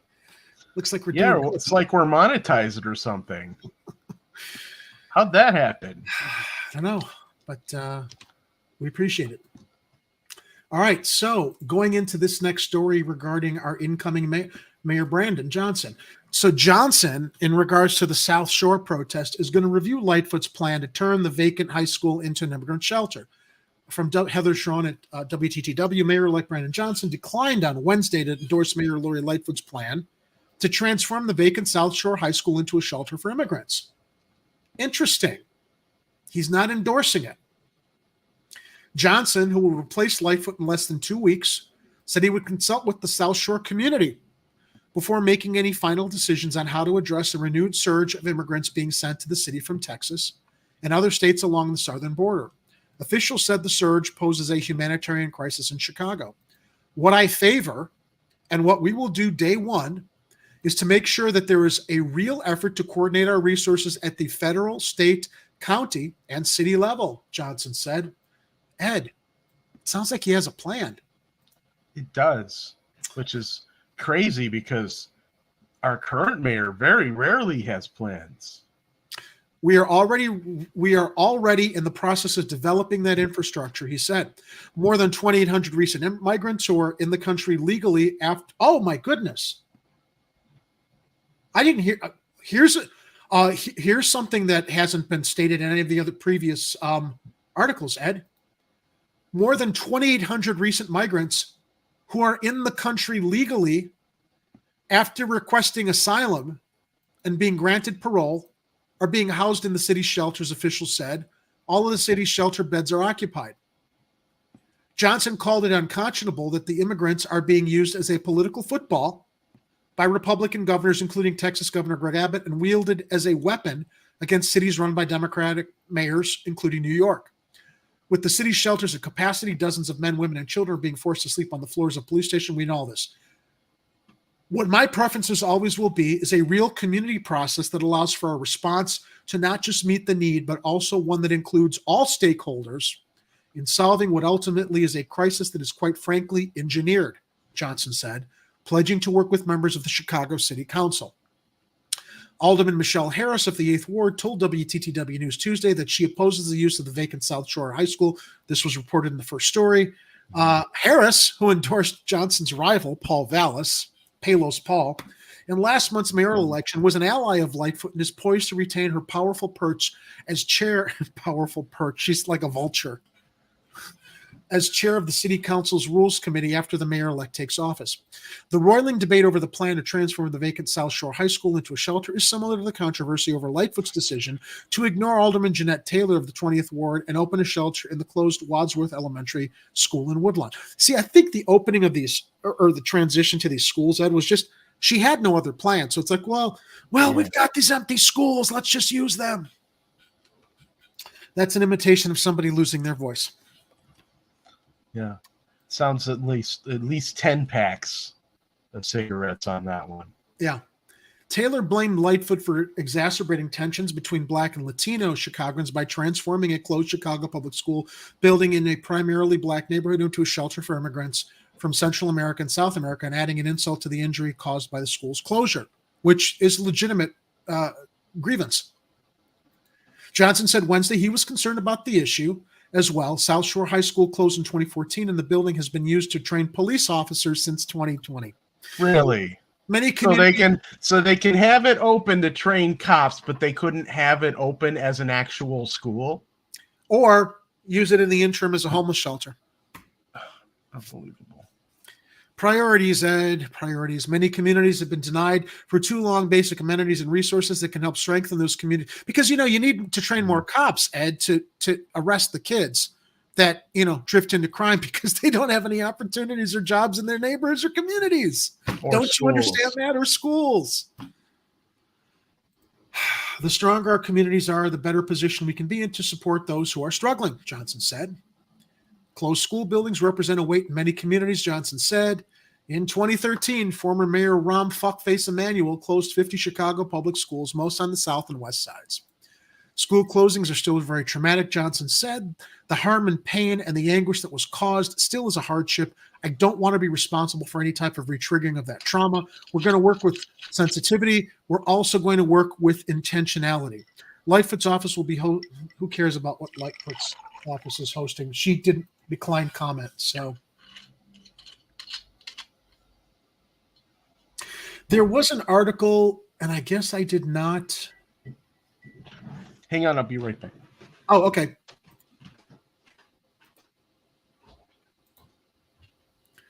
Stand by, everybody. I think Mr. Ed is taking a bathroom break. No, he's not. He's back. Okay. So you know what I missed, Ed? There was a Twitter link. It's not an article, but one final cap on the story came from Twitter. I'm trying to open it on this end. But the headline, it came from Anita Padilla of the 32nd Ward. Let me see if I can bring it up. Oh, I got you. Oh, yeah. You actually had that Twitter up. I'm sorry. And I didn't realize. Yeah, my bad. You had everything in the right order, and I didn't have that up. So Anita Padilla on Fox, not a 32 Ward, Anita Padilla of Fox 32. Is Chicago mayor allowing a migrants crisis for her predecessor? He's not predecessor. He's going to be her successor. Yeah, Anita made that mistake. But is Chicago's mayor allowing a migrants crisis for her successor, Brandon, for Chicago before he steps into his role? Alderman Raymond Lopez of the 5th Ward tells me the city has money to address this issue. He says Lightfoot is out in 10 days and is throwing wood on the fire. Interesting.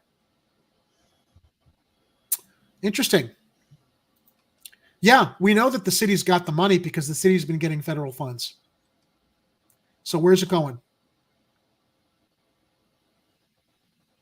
So, all right. That's our big recap, our big almost hour and a half recap on the migrant crisis that's simmering over here in Chicago.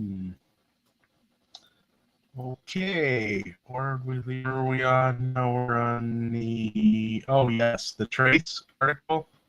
Yeah, but there was a lot to unpack. I mean, there was a national angle with what's going on in Texas, the local angle. Yeah. And by the way, if anybody wants to understand what people are fleeing from in Venezuela, easy to research on Google.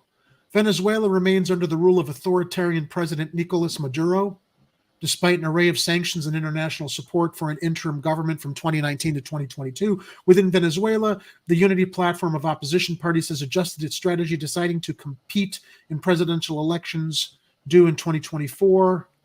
I was looking up U.S. policy. This is a long report with this article that I brought up, but look, a lot of this has to do with U.S. policy in Venezuela. This is what a lot of these migrants are fleeing from, our interference there. So go check it out. Let me get this next story up. So speaking of people without plans, and you know how much I love my transitions, especially as it relates to the crime and violence that's going to be left for Lori Lightweight's successor, Brandon Johnson. Interesting, Ed. Interesting. Chicago's Violence Prevention Committee hasn't met in nearly 2 years. 2 years. Mayor Lori Lightfoot's administration promised community involvement, but the committee meant to hold it accountable stopped convening. This comes from The Trace and Rita Oseguera. Let's scroll that image up of our empty suit, Lori Lightfoot.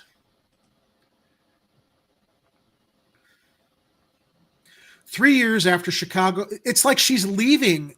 Literally, she's leaving a Pandora's box for Johnson that preceded her even realizing she was going to be ousted. Right? 2 years. I mean, I don't think that she couldn't have thought 2 years ago that she's going to be leaving this powder keg for a successor, because she never imagined she was going to be thrown out or voted out. 3 years after Chicago Mayor Lori Lightfoot's administration created a violence prevention planning committee meant to hold the city accountable for reducing violence, records show that the group is now defunct after just 2 meetings. In response to a Freedom of Information Act request, the mayor's office said there are no agendas or attendance records available for the group, which last met in June of 2021. A city website hasn't been updated since that meeting. The Trace contacted more than 24 participating organizations. Several were left in the dark about the committee's apparent end. Others were confused about being included on the list of participating organizations when their members had never attended a meeting. It almost sounds like they said that they were going to form this group and then just wrote up some documents saying, well, we're just going to include all of these people, and if they don't know that they're included in it, too bad. They're included in it. Like, it's just lip service. Did you ever imagine anybody could be worse than Rahm Emanuel? No. Nor did I. I mean, every new report, investigation that reveals what an absolutely derelict mayor she was, while giving away CHA land to the Chicago Fire soccer team for a training field because its multimillionaire owner donated to her campaign, to shoving NASCAR down our throats without any consultation with the community. Hey, did somebody say my name? Yeah, fuckface, we did. Yeah. What? Whoa. Nobody is as terrible as I was as a Chicago mayor. You take that back, Vasilatos. My apologies, Ambassador Fuckface. All right, you watch your ass. It's the 9-digit midget.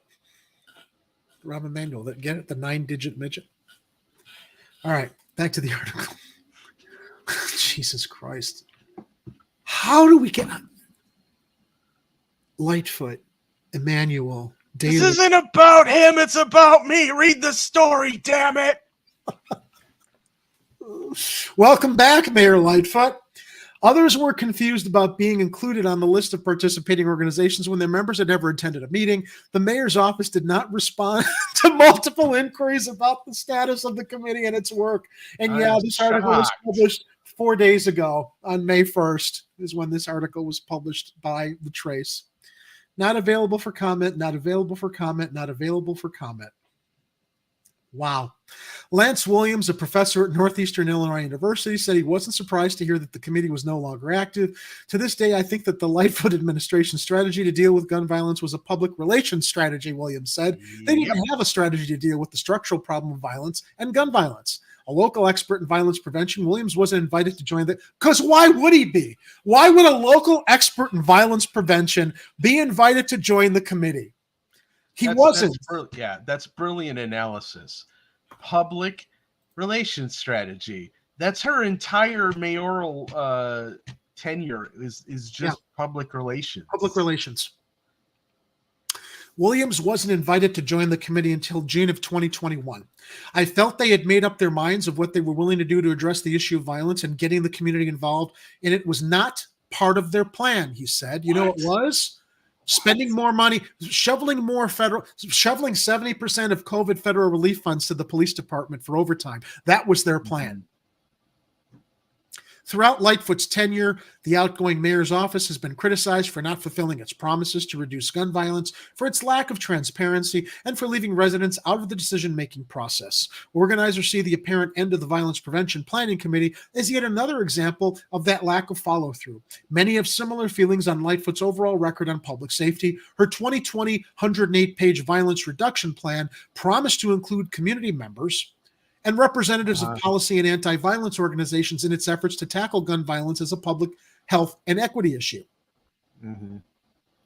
Norman Kerr, who directed the city's Office of Violence Reduction, said in a 2020 interview with The Trace that the city's safety plan was informed by the committee's nearly 60 members. The group was then set to meet every 6 months. The committee has only met twice since then. One of those meetings was held behind closed doors.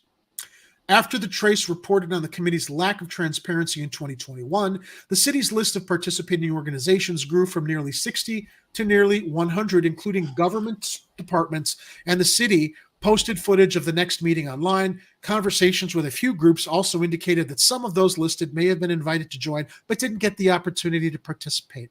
Williams said that the meeting he attended in 2021 felt more like an informational presentation than a genuine attempt to solicit feedback. Once I saw that presentation that they invited us to, I was pretty much convinced that this was just a way to appease folks or to say that they invited the community, he said. Now, you know what's interesting about this, Ed? She was the Democratic Party's darling in Chicago when she came in. And if this was happening in 2021, you know they were supporting this. It was all public relations. No real strategy, business as usual. She bamboozled everybody with her identity politics to run as a progressive reformer, get in, and then do nothing, and think that she was going to easily win her re-election bid when everybody finally saw through what a fucking phony she was. Well, you know, she cut a lot of ribbons, though, Jerry. She sure did. She held a lot of shovels and tossed some symbolic dirt a bunch of times, Jerry. I mean, isn't that worth something? No, it is not. Yep, I agree, Kathy. In video footage of that meeting, city officials gave updates on the progress the city had made on its planned initiatives, such as the rollout of the Crisis Assistance Response and Engagement Program and an interactive ranking of how members thought the city should prioritize programs and allocate resources. At the end of that meeting, city leaders said they would meet again in December of 2021 to plan for 2022. While organizers are unclear about why the committee meetings ended, they said they found other ways to continue the work by meeting as subcommittees or other groups. Some said the committee structure was so ineffective that its shuttering may be for the best.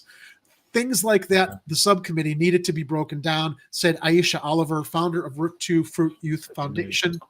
I remember joining one meeting and I felt there were more people on the call who were heads of organizations versus people who actually work directly with residents and the people who were affected by violence. Too many managers. Yeah. So an interesting article that, peels back another layer of Lightfoot's complete malfeasance as a leader, dereliction of duty and responsibility.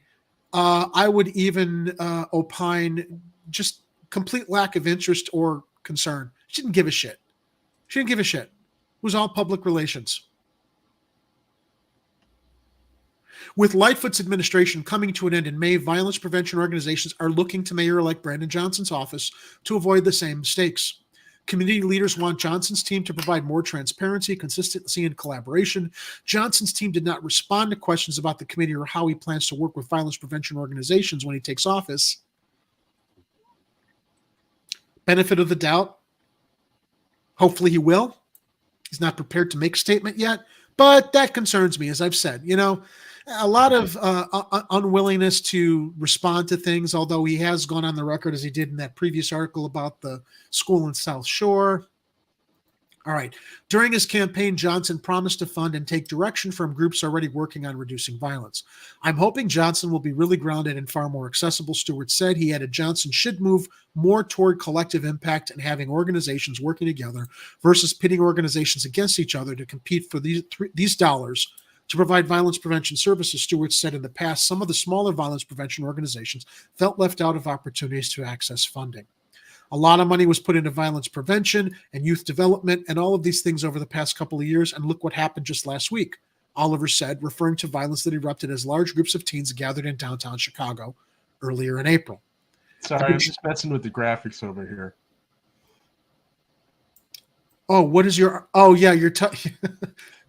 Reach out and touch someone. In this case, incoming Mayor Brandon Johnson. I've been trying to tell you guys this for years, but you keep listening to people who don't have connection to these kids. That's the end of that article. So thank you, Mayor Lightfoot, once again for nothing. Nothing but a lot of talking a badge. Now, in relation to Mayor Johnson's incoming service, Ed shared this great post on social media on Twitter regarding our late, great Harold Washington. It's an excerpt from Harold Washington's speech at the 5th Annual Black American Political Association, which just goes to show nothing has changed. And this was shared on Twitter by Charles Preston. An excerpt from Harold Washington's speech at the 5th Annual Black American Political Association, October 8th, 1983. The public school... Am I allowed to read it in Harold's voice? I guess not. I'll read it in my voice. The public schools are the first line of a real national defense. Our survival depends on... Thank you. Got that for me.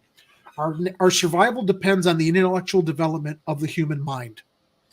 Our healthcare system is in disarray. Only a few years ago, we talked of nationwide healthcare. Now we see local hospitals refusing to admit Medicare and Medicaid patients because of inadequate federal reimbursement.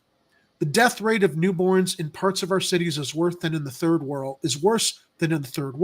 This is a national disgrace. Today, a new house is beyond the economic reach of 90% of our citizens. The chance for a decent apartment is also becoming an impossible dream. The shortage falls hardest on the elderly and on low and moderate income families. An administration which claims to be pro-family, Reagan at the time, has encouraged housing policies which make families obsolete. Was it Reagan or maybe it was Bush? This was in 1983. 40 years ago. Yeah, and nothing has changed. Changed. No. So, a lot of this was also rolled in thanks to Reagan's deregulation and opening up the mental health clinics, putting the mentally ill out on the streets, deregulating the workforce so that unions didn't have any power anymore to support their working members. And then, you had Clinton come in later and embrace all that because the Democratic Party recognized there's more money to be made embracing business, even though you're pretending to support labor, than actually supporting labor. They pivoted away from being the party of the working class and the party of the managerial class. So there were some interesting comments in that Twitter thread. Mayor Washington was solidly on the progressive wing of the Democratic Party, especially on economic issues. This separated him from so many black electeds at the time who were trying to be more moderate to placate white voters in their cities. Exactly right. We're just an investment away and just spend more money away from utopia, spend more money to make bureaucrats richer. The Democrat Party has lied about that for a long time. Yeah. So I thought that comment from the past was worth sharing, as Ed shared it with me in the Slack, and yep, nothing's changed. All right, here goes our deep dive into this tragedy in New York that we teased at the top of the show. We're going to be sharing a lot of Twitter comments before we deep into the story part of it. And I'm loading this on my side. Give me a moment. All right. This is Jordan Neely, as so many of you no doubt have heard, is at the center of this tragedy in New York. He was a homeless New Yorker, suffered from schizophrenia, was killed by, my understanding, is a former Marine who saw him as a threat on the subway because he threw down his jacket after asking people for food. I guess triggered into some kind of a rant regarding his circumstances, and passengers in the train claimed that they saw him as a threat, to which this former Marine decided to try and restrain him in a chokehold that took this young man's life. This is Jordan Neely. On Monday, he was lynched. This comes from Marcusist777 on Twitter. On the New York City subway, he started telling passengers that he was fed up, being hungry, thirsty, and having no place to rest. He began to shout in his frustration and threw his jacket on the floor. An ex-Marine then murdered him. Now, one of the comments immediately in this chat, in this Twitter feed from Sven Bauscher, if you want to scroll down a little, Ed, claims He was not lynched. He was violent. It took 3 passengers to restrain him. Yeah, I don't know where that one is. Yeah, I don't know if they're scrolling down in the same order as I'm seeing them. To which Kathia Woods responded. Yeah, there's a lot of pieces of garbage commenting on this. Yeah, of course there are, because, the mob, it's a mob mentality that if you're a problem, it's okay to be executed on the streets, especially if you're black. He was lynched because no person has the right to take another person's life without just cause, shared Kathia Woods. His crime was homelessness. He was broken. Keep that way of thinking in Texas. We don't want your ways in our cities hurting black, brown people. As I'm scrolling through the comments on Twitter, people don't think about the other factors when they feel threatened, shared Sven Bauscher. Well, they should. They should. All of that should factor in.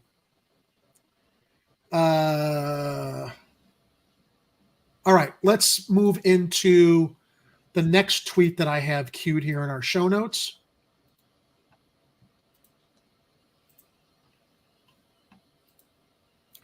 James Scott. Yep. People are trying to justify this murder. I don't care if he did or didn't break the law. He didn't deserve to be murdered. Choked out. No. My understanding is longer than George Floyd was choked out by the cops. This picture that people are rallying around with the mob mentality, he deserved it, is horrifying. As I said at the top of the show, I don't know what this ex-Marine's intent was. If it was to restrain him, he killed him. Comments in this Twitter thread. Just saw a witness statement. He was hungry and wanted to go to jail so they would feed him. Said he did not seem like he wanted to hurt anyone. And fuck the people that stood there and watched and did nothing. 3 people to restrain this guy who was choked out. Now, someone shares unintentional manslaughter is not murder. Get your facts straight and demand in-house psych facilities to open back up for the safety of the ill and society at large. Okay, well, kind of a point there, because we don't know that this was intentional and it is identifiable as manslaughter. Well, right? Get all the witnesses together and have a trial and make that determination. Right. This should never be a trial by Twitter. I agree. But the reason I'm sharing all these comments is because I want to kind of escalate to showcasing this mob mentality on social media from people who weren't there, who are clearly showing their slant in regards to, I feel, their views on race relations and vigilante justice. You're going to see a lot of knee-jerk reactions based on people's own personal worldview. And exactly. A lot of them feel like they can just say whatever the hell thought pops into their head and just throw it up there on Twitter like it wasn't, like everybody else thinks the way they do. Right. So let's open up the next link that comes from Reddit. But let me actually send you the New York Post article in the private chat. So that's what we should be looking at. But I clicked the wrong. Oh, is it the same Post article linked in the Reddit? I'm going to double check and see. It might be the one that says NYC subway rider who plays unhinged man in deadly chokehold release. No, we're going to get to that. No, there's 2 different articles. Okay. So the New York Post reports bring everybody up to speed. New York City subway rider who placed unhinged man in deadly chokehold was released. Cops didn't release his name. I sent you the link in the live chat. I mean, in the private chat. Okay. You can open that link. This is weird. And I'll read from it. Is it the same story, or are we looking at 2 versions here? 2 different stories. Just pop up what I have in the private chat. Okay. I thought I was, but I'm seeing the same headline as the other one from the Reddit article. Well, I'm not sure yet, but no, just click on the link in the private chat. I'm looking at them. Okay. I just want to have. All right, I got it. Okay, because there's an image there with the cops. I just want to have people have something to look at while we're reading. The man who allegedly placed an unhinged strap hanger in a deadly chokehold on a lower Manhattan train has been released without charges, cops said Tuesday morning. Scroll down to get to the picture of the subway. Just hang on. Warning, disturbing content. Oh, here we go. There's a still image, not what's loading. Scroll down. Just hang on. It'll get into the buffer in a second. Okay. Until we have the image up, let's keep the screens off just to keep people not waiting. I got it. Okay. A 30-year-old man had been acting erratically and threatening passengers on board a northbound F train just before 2:30 p.m. Monday when another rider intervened to stop him, police said. That passenger, 24, put the disruptive man in a headlock, cops said. Let's scroll down to some of the other pictures. Hold on. He lost consciousness, and EMS workers at the this Broadway New York, Lafayette. I'm sorry, Jerry. This New York Post website is bogging my machine down. Hang on a second. I got to close some tabs. Okay. Yeah, I'm getting pop-ups also about waiting, the page is loading, and whether I want to wait or not. So all I'm going to say, Ed, is as I read the story, if your page is responsive, just go ahead and share image. Scroll down to share images so it can kind of go along with what we're narrating from the Post article. Okay. He lost consciousness, and EMS workers at the Broadway Lafayette Bleecker Street station were unable to revive him, the cops said. The younger man was initially taken into police custody, but the NYPD confirmed Tuesday morning that he was cut loose. The man who died was not identified early Tuesday, pending family notification, and we now know he was identified. Now, what the Post reports, he had numerous prior arrests for offenses including assault, disorderly conduct, and fair beating, law enforcement sources said. Well, I guess that makes it all right, Ed?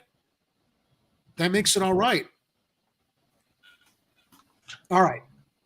That's the New York Post's initial reporting of this story, as I found on Reddit. Okay. So now let's move into the next Twitter link.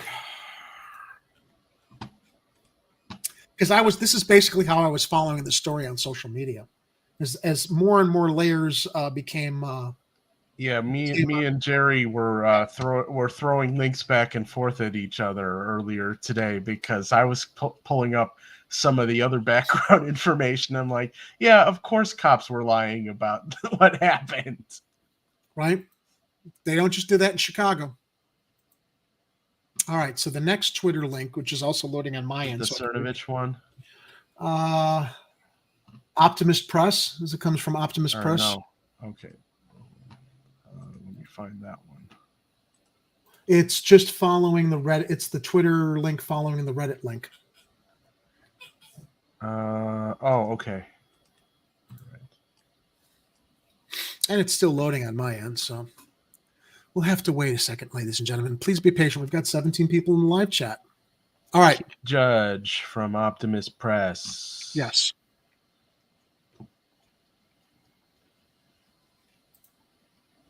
Now, Optimist Press went into an ongoing thread regarding Jordan Neely's situation. While I wait for that to load on my end here, let's see what's happening in the live chat. It's because my browser's going.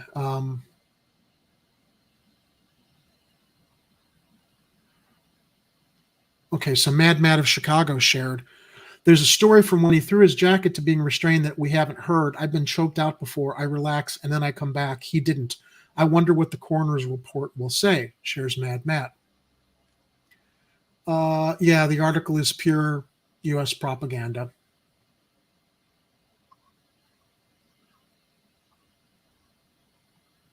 Yeah, which article is he talking about? about? No, you've got the right one up. I'm just, unfortunately, it's still loading.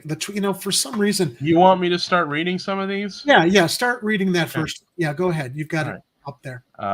This was Jordan Neely, a hungry New Yorker choked to death by a grinning Marine who is being celebrated as a hero by NYPD and press. His offense? Aggressive speech, throwing his jacket on the ground and asking for food and water.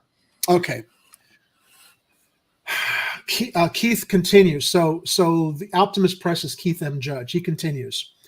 The New York medical examiner stated what was clear to anyone who watched the video. Neely's death was a homicide. And yet the cops of Mayor Eric Adams' tough on crime New York City questioned Neely's killer and then allowed him to go home and sleep in his own bed. Where there are many, many lawyers to the murder. Yes, murder. You know what? I got Oreo walking in front of me. I don't have my glasses. Thanks, Ed. There are many, many layers to the murder. Yes, murder, because I'm not sure what else to call the strangulation homicide of a nonviolent human being of Jordan Neely.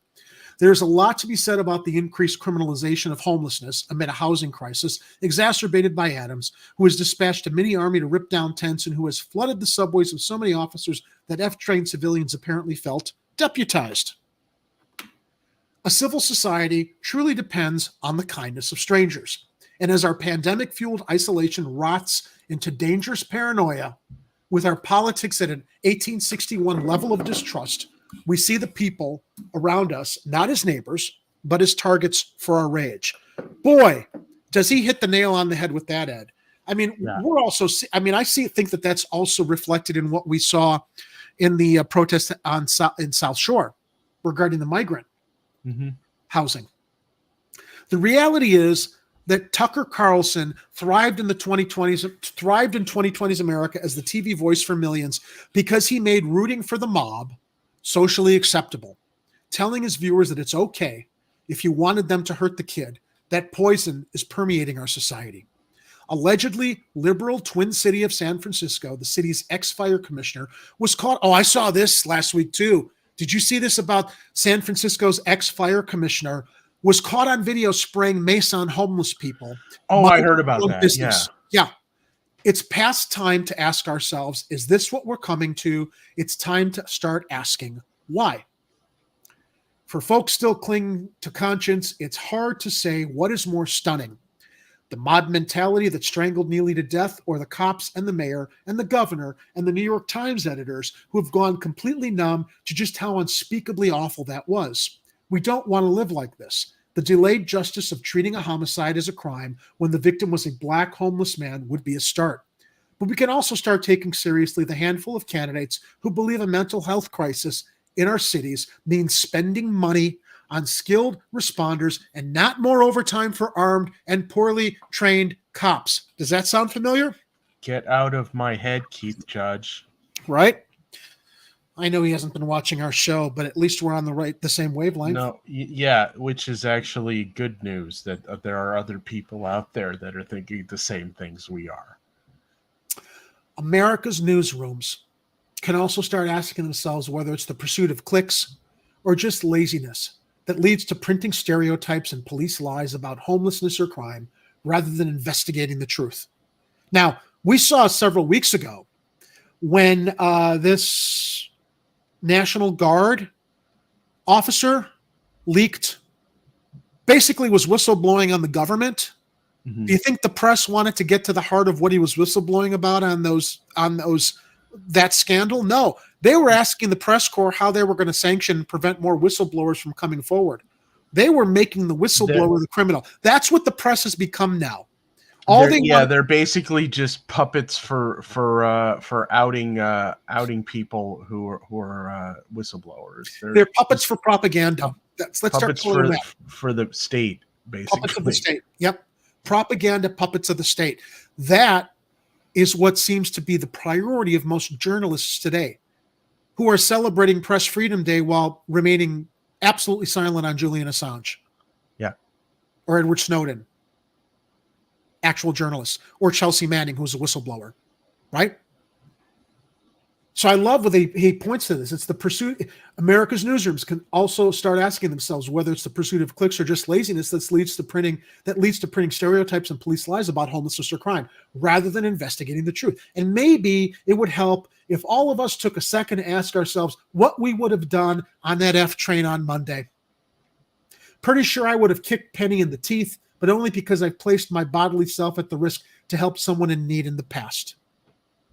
A real journalist and human being with a soul and the unafraid to publish his words, Will Bunch, a real journalist and human being with a soul, and the Philly Inquirer, unafraid to publish his words, putting New York Post, New York Times, and NBC to shame.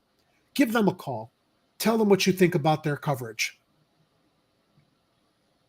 All right. So I loved what Mr. Judge, here is Optimist Press, had to share over on Twitter. Now, clicking to our next link, Beyond Optimist Press, suddenly after the fact, they made sure to cite Neely's previous criminal record, but then suddenly they came out and the New York Post suddenly realized, oh shit, he also had a history of mental health issues. Let's open up that. So we're seeing how the story started to evolve, right? They started to demonize him in the beginning, and then suddenly, May 4th, yesterday, what did the New York Post report? Jordan Neely had a long history of mental health issues before tragic New York City subway chokehold death. So basically, dig up more dirt on the dead guy. Right. Still not releasing the identity of his killer. Yeah, although it had sort of been released. We'll get to that. They unreleased it. Yeah. The homeless man and why is that? Why are they trying to protect this guy? Why should he worry about protecting himself? The homeless man who was choked to death by a subway. See, this is where I'm going with this, Ed. Everybody on social media, they see that blurb about he had a criminal history. They knew nothing about the fact he had mental health issues prior, right? Schizophrenia, right? What are we talking about that seems to be one of the root causes of a lot of the violence and crime we're seeing? Not the only, but one of the many unfortunate, untreated factors, mental health issues. They are left untreated. And mental difficulties is also demonized. Right. Stigmatized. Stigmatized, for sure. The homeless man who was choked to death by a subway strap hanger. Wow, subway strap hanger.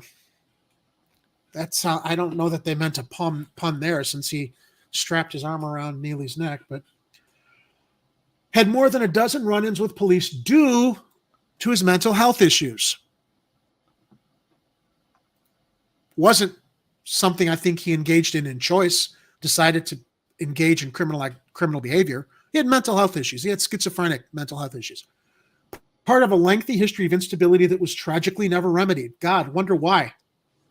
In some instances, Jordan Neely told cops he was schizophrenic and he hadn't taken his meds. Other times, the 30-year-old complained to officers of stomach pains or told them he was suicidal, police sources said.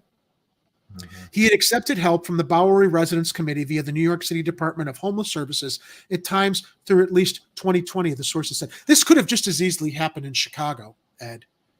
Right? This has happened in New York, but I'm reading this and I'm like, yeah, it could happen anywhere else. Why?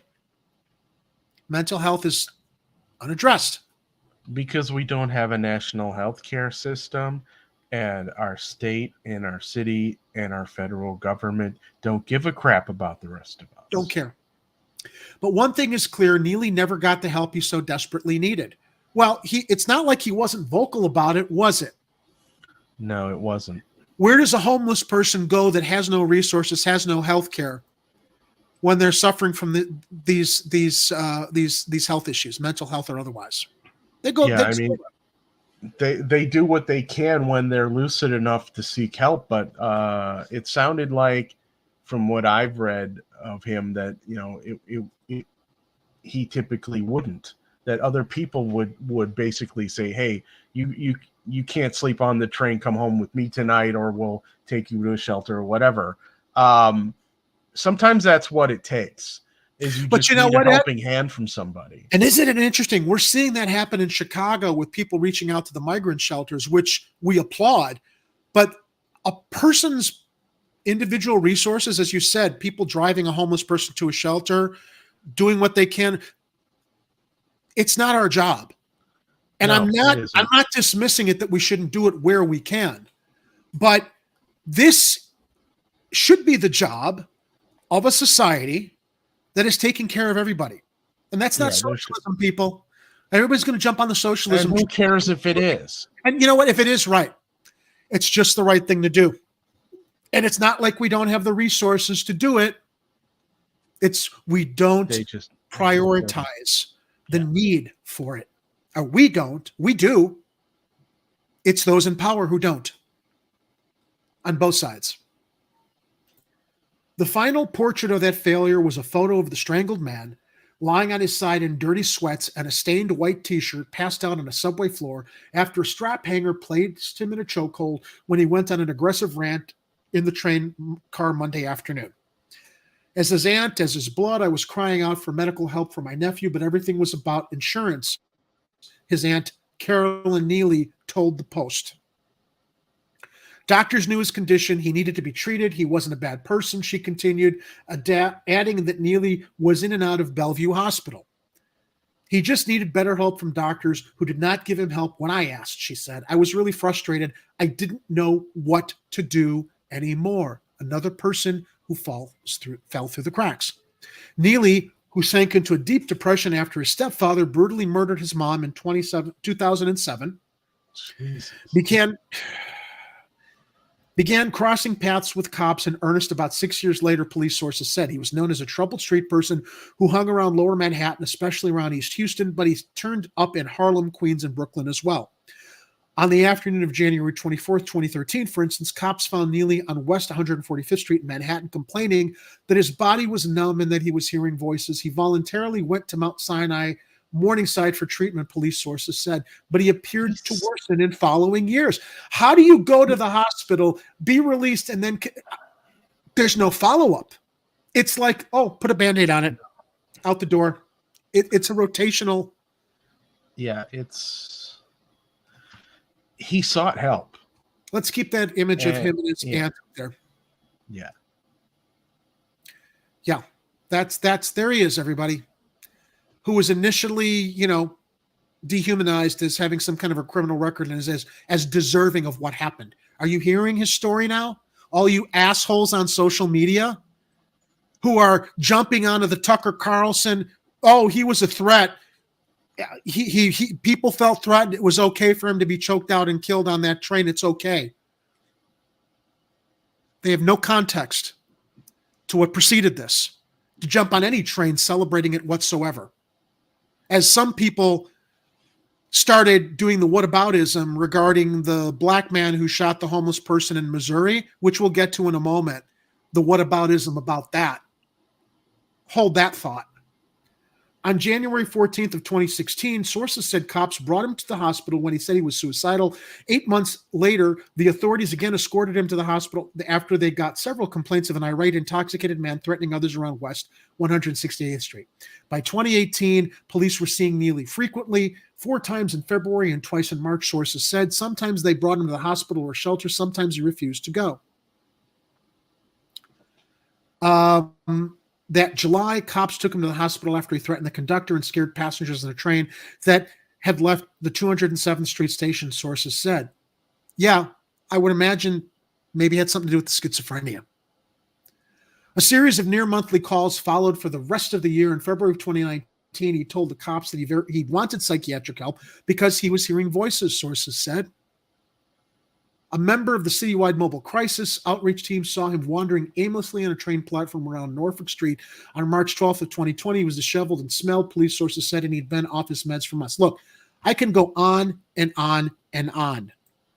We now understand a context to this young man's behavior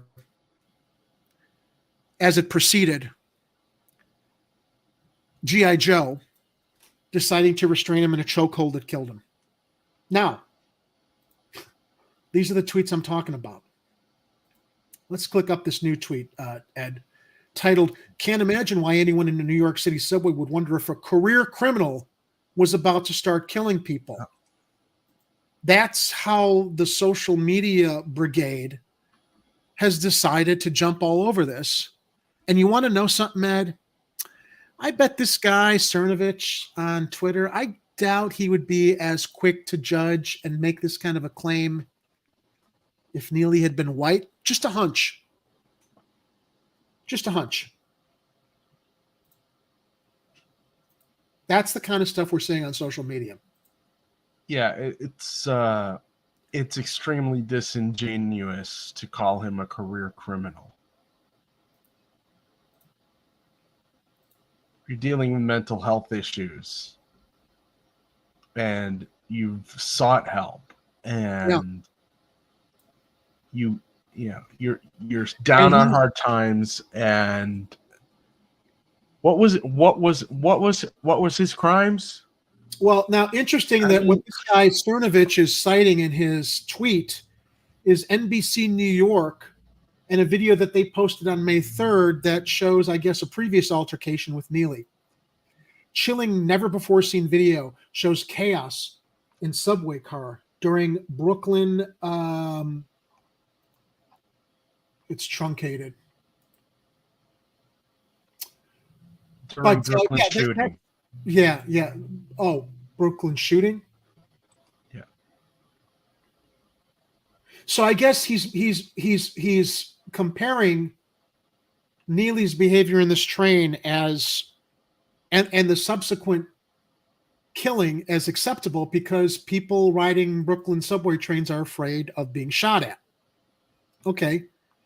I haven't ridden public transportation for a long time, and I know that the shootings in New York subways are certainly alarming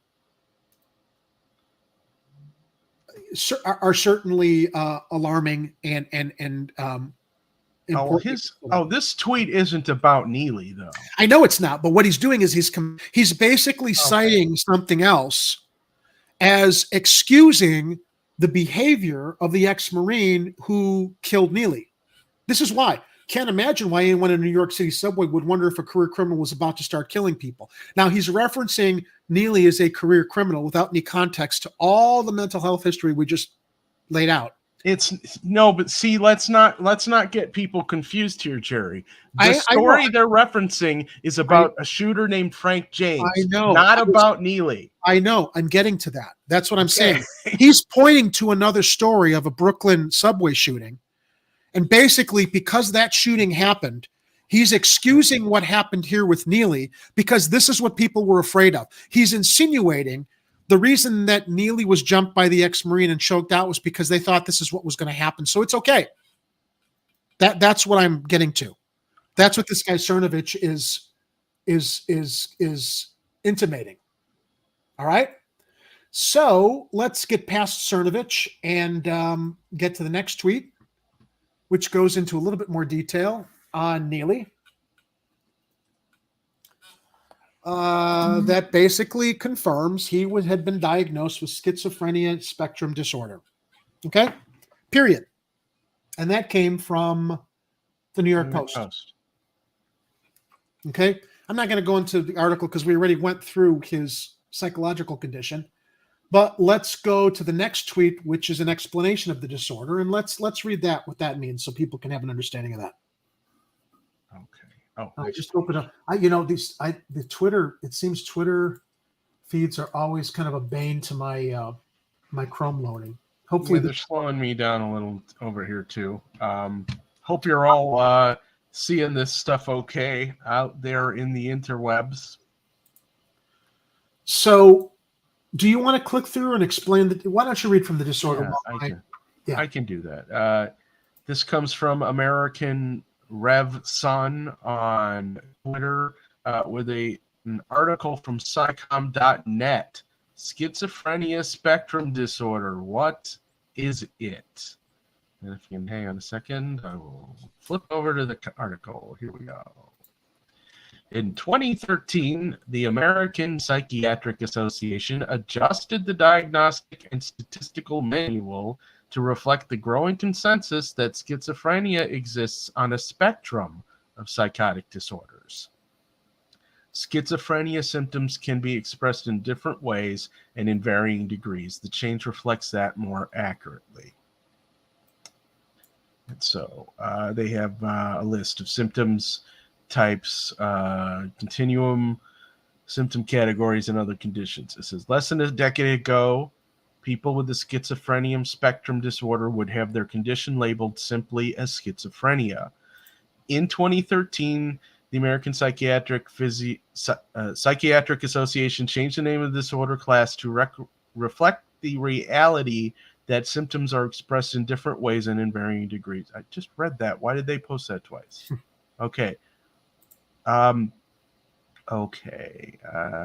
get to the part here. Okay, they keep saying the same thing over and over again. Let me get to the part. Here we go. Symptoms of schizophrenia. The main symptoms of schizophrenia, spectrum disorder, remain the same as before. To meet the definition of being on the spectrum, a person must experience at least 2 of the following symptoms for 6 months or more: delusions, hallucinations, disorganized speech or thinking, grossly disorganized or abnormal behavior, check, negative symptoms. Having a diminished or absence of normal behaviors related to motivation or interest. For example, having no motivations to start or complete activities, finding it difficult to feel pleasure, disinterest in social activities or expression. I would say they've basically gotten it to where I think all of us are on this spectrum now for schizophrenia. What I was going to suggest, though, I just pulled this off screen because I want you to get the next tweet loaded. Because it's just taking forever on my end. I might just let you read from it. It's the one about Dylan Roof, right? Okay. So, but here's what I wanted to share in regards to that whole article. You could walk down the street under any bridge in Chicago. You can go walk any tent city in the park and probably find so many of our homeless population fitting those symptoms. And this speaks to the epidemic of not only homelessness, but the untreated mental health crisis, right? That unfortunately has a lot to do with violent crime. Yeah, some people choose to indulge in violent crime. The majority that we're seeing now, I think a lot of the violence in our cities too. It's not just the gun violence of gangs and criminals who decide to engage in the behavior, but the untreated mental health issues of too many people. As we read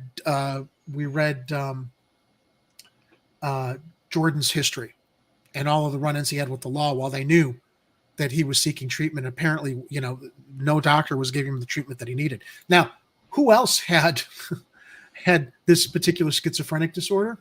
Interestingly enough. Yeah. Dylan Roof.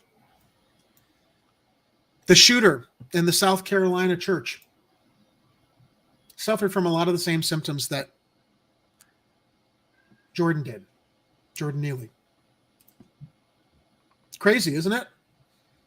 How untreated mental health probably has a lot to do with violence like this that we're seeing with what happened with Dylan Roof also.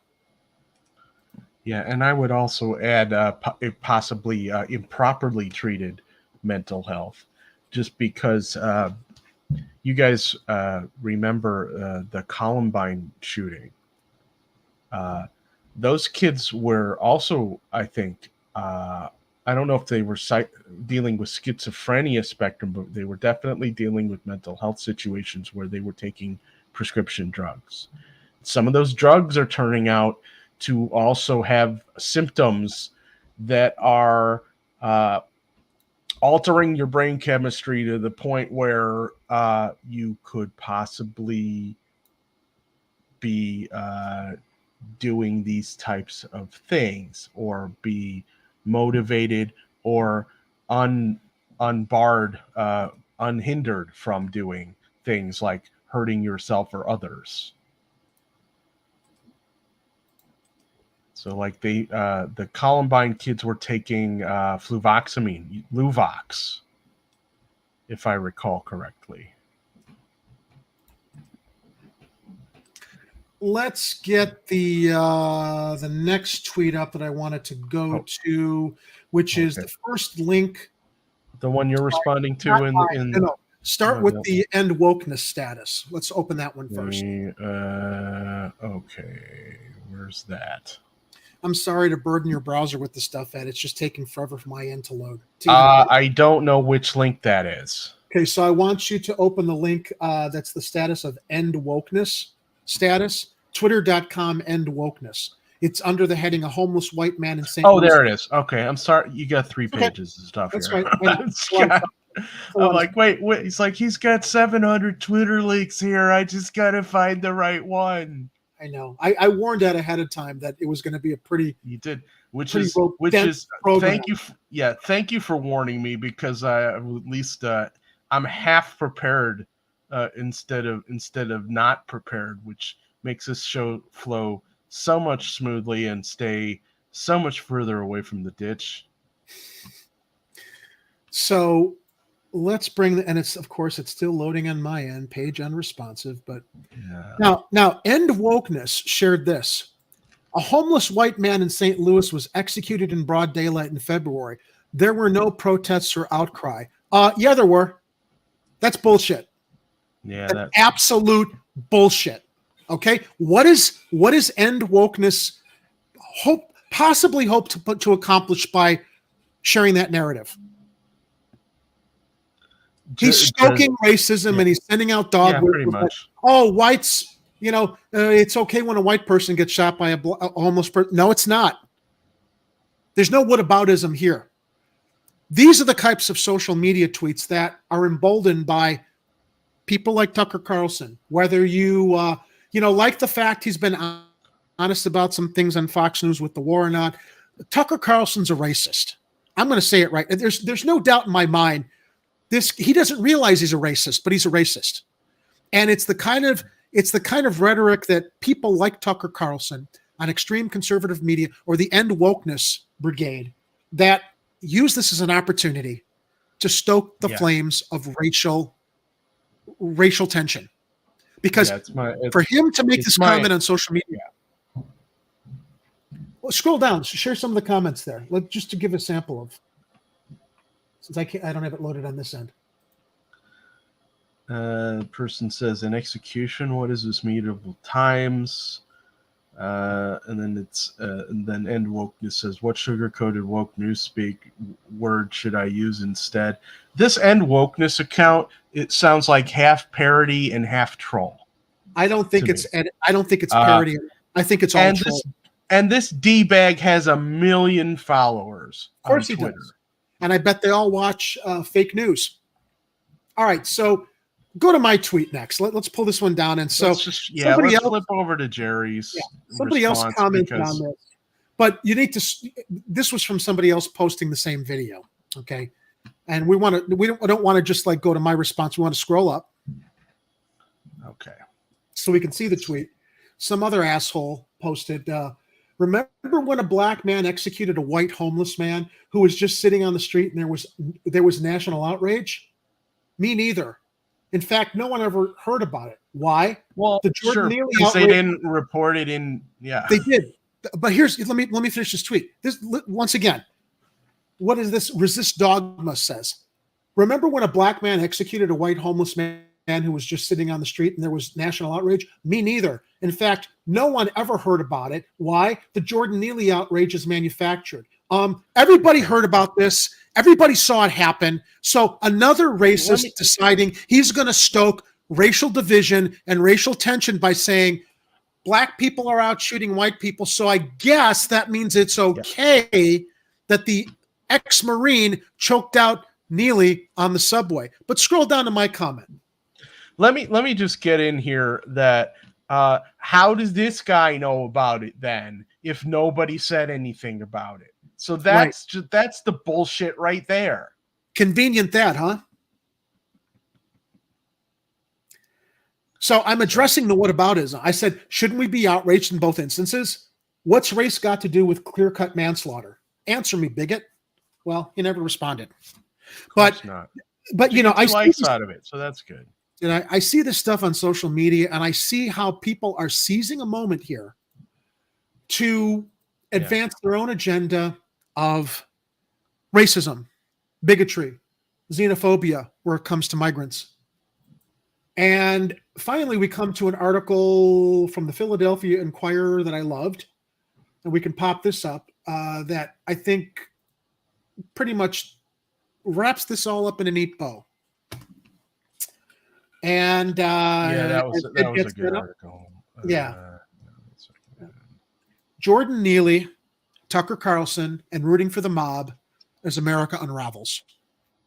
Murder followed by official indifference for a homeless man on a New York City subway shows U.S. society's downward spiral. And this is what I wanted to get to with all of the tweets and all of the first we heard he had a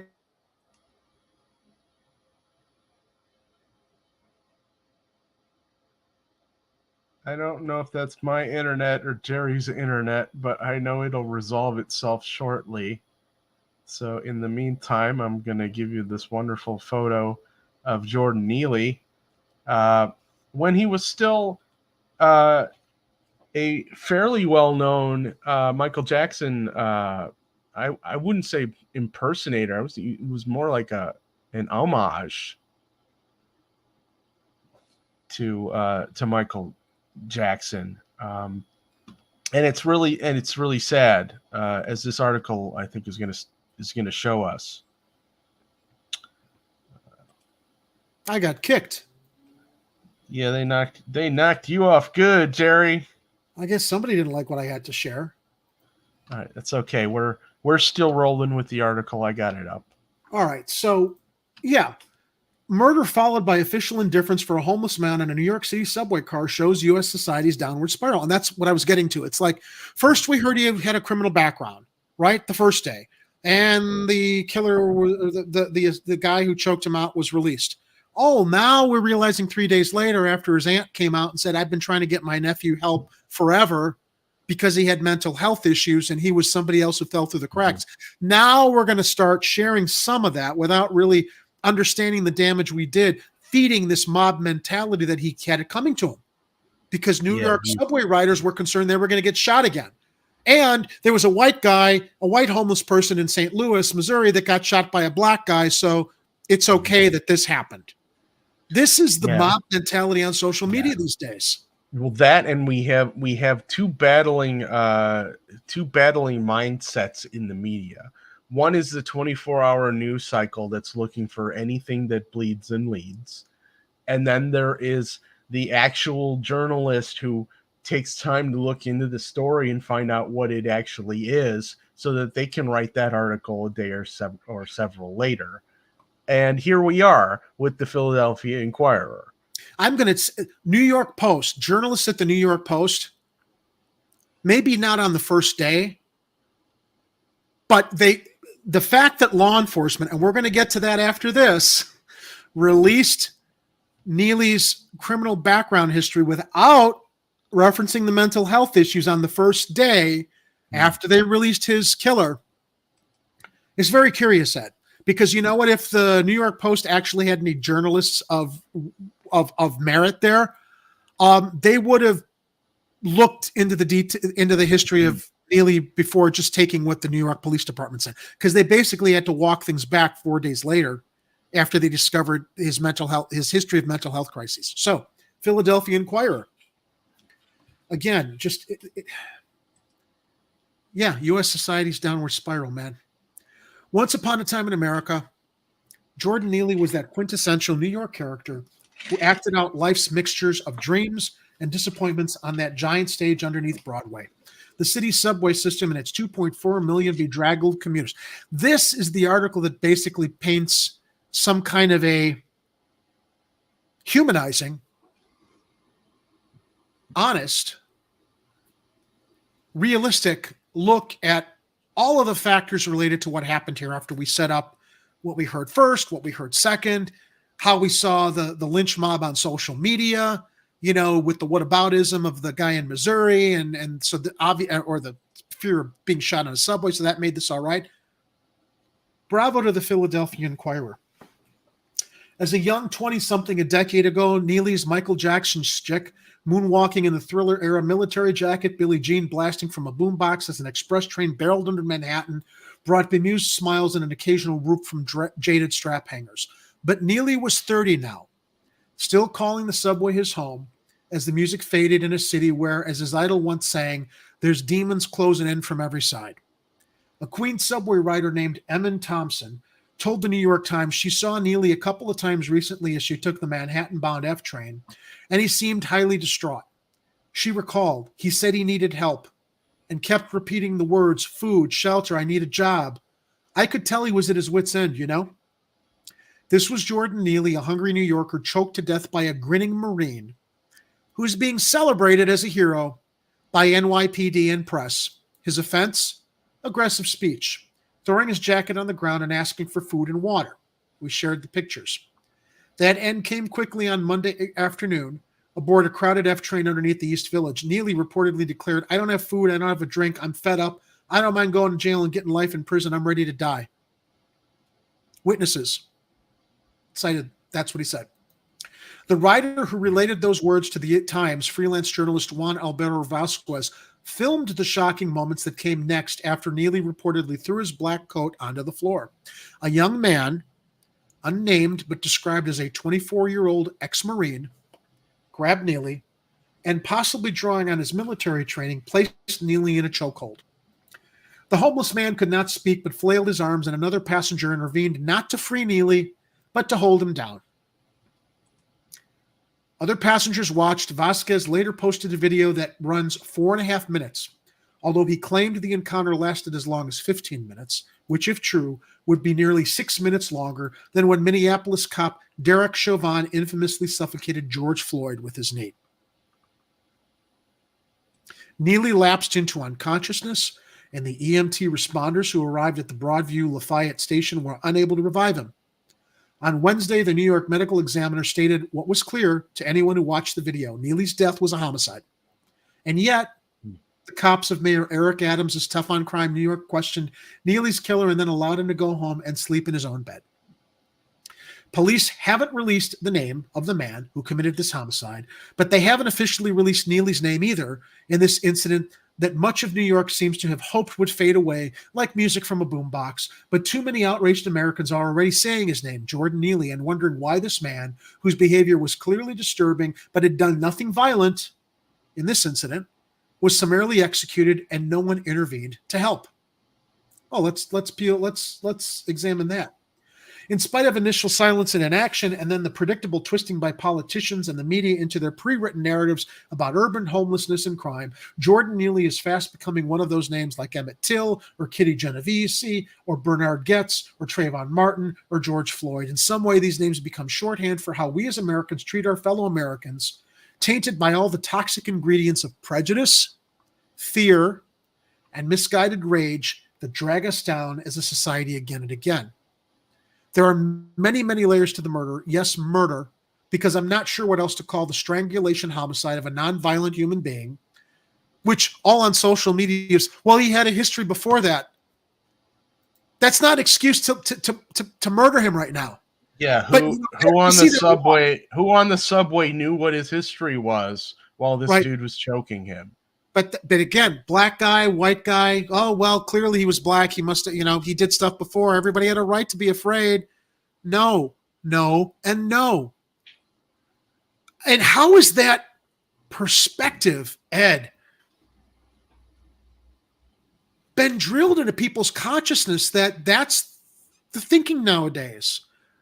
Because that's how a lot of people respond, from the fear of, oh, well, something would have happened, so it was okay. No, you don't know what would have happened. You didn't know his history. The witnesses on the train basically just explained how it played out, and the police let the guy's killer go. And they trotted out the narratives of what his prior history was before trotting out the history of his mental health crises. There are many, many layers to the murder. Yes, murder, because I'm not sure what else to call the strangulation homicide of a nonviolent human being, of Jordan Neely. These include the utter failure of a police state approach to a mental health crisis, not just in New York, but in American cities writ large, and New York's 2 election cycles of over-the-top fear-mongering around subway crime, which, despite some horrific incidents, is declining from its pandemic spike. Ed, do you recall all of the attention that Palos Paul put on CTA and public transit crime? Yeah, but I was busy paying attention I was admiring my zinc covered collection of coins here. Isn't this one really great? How does that relate to anything we're talking about right now? Oh, I don't know if it does. What's on it? It's just, it's nothing big. It's just a penny. Am I boring you, Ed? No, I'm just admiring my coins over here, Jerry. Okay. All right. It's just a penny. Fair enough. Well, my point was that Palos Paul was basically peddling the same kind of fear porn regarding public transportation here in Chicago. Now, the highly charged rhetoric from the likes of Adams, New York Governor Kathy Hochul on her 2022 opponent Lee Zeldin, amplified by If It Bleeds, It Leads TV news and sensationalistic crime coverage, not only in the tabloids, but the allegedly staid New York Times, undoubtedly prejudiced the jury pool of subway riders who sentenced Neely to death. And there's a lot that can and will be said about the increased criminalization of homelessness amid a housing crisis exacerbated by Adams, who has dispatched a mini army to rip down tents. And what did we see at O'Hare Airport here in Chicago, Ed? We saw them kicking homeless people out of the airports in the middle of winter during one of our coldest winters, right? It's not just New York. And what the Philadelphia Inquirer is pointing to here is that this is a dereliction of media as well. And I would also dare say they are complicit in peddling this narrative of criminalizing homelessness and not focusing on the mental health crisis that is predominantly a factor in a lot of these tragedies that we're reading about and hearing about all the time. Now, I'm not condoning and like blanket saying, oh, this is what it's all about. But you know what, people? It's a big part of it. And it's been stigmatized to the point where, because it's been stigmatized for so long, people are untreated, and the cycle continues and continues and continues, as the Philadelphia Inquirer and this journalist are making the point. As Adams, who's dispatched a mini army to rip down tents and who's flooded the subways with so many officers that F-trained civilians apparently felt deputized. Twitter trolls, as we shared, are making much of Neely's reported more than 40 arrests, but that feels more a comment on the morality of the arresters in a city that responds to mental health crises with guns instead of aid than the arrested. But here's what's even scarier about the death of Jordan Neely: the rapid downgrade spiral of how Americans are judging and treating the people we don't know or the ones we pretend to know.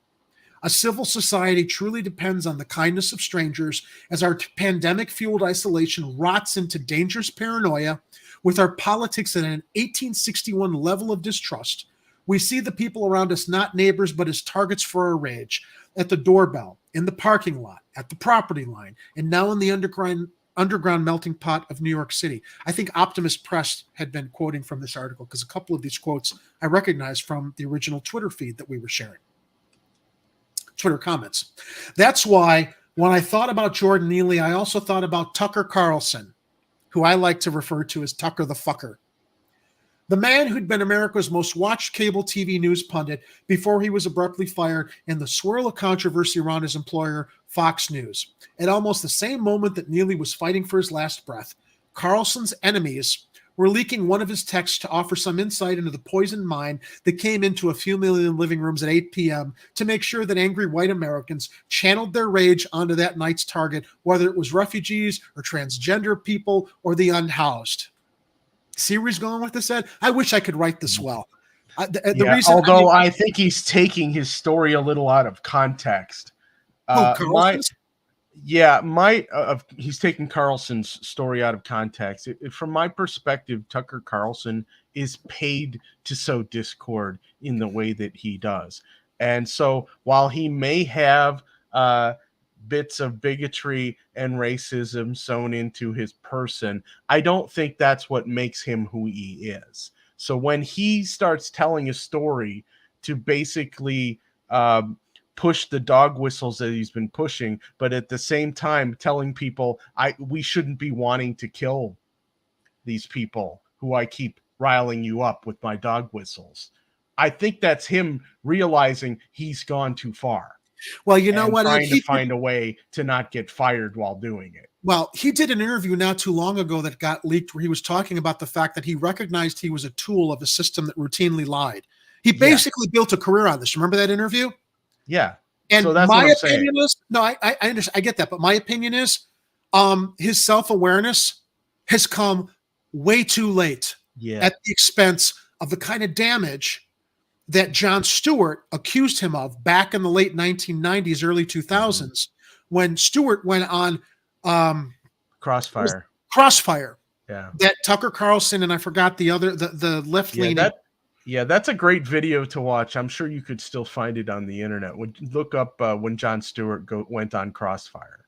Because everything Tucker Carlson became, and is now claims that he regrets, is everything Jon Stewart warned about, dude, 20 years ago, over 20 years ago. Was it 2015, 20? I'm losing track of time. So I'm sorry. Okay, yeah, Ed, you're right, but Dude, it's about money, man. He was getting a good paycheck. Yeah. So it was okay for him to morally compromise himself when he knew. So let's get to the heart of that's what all of the media is doing right now.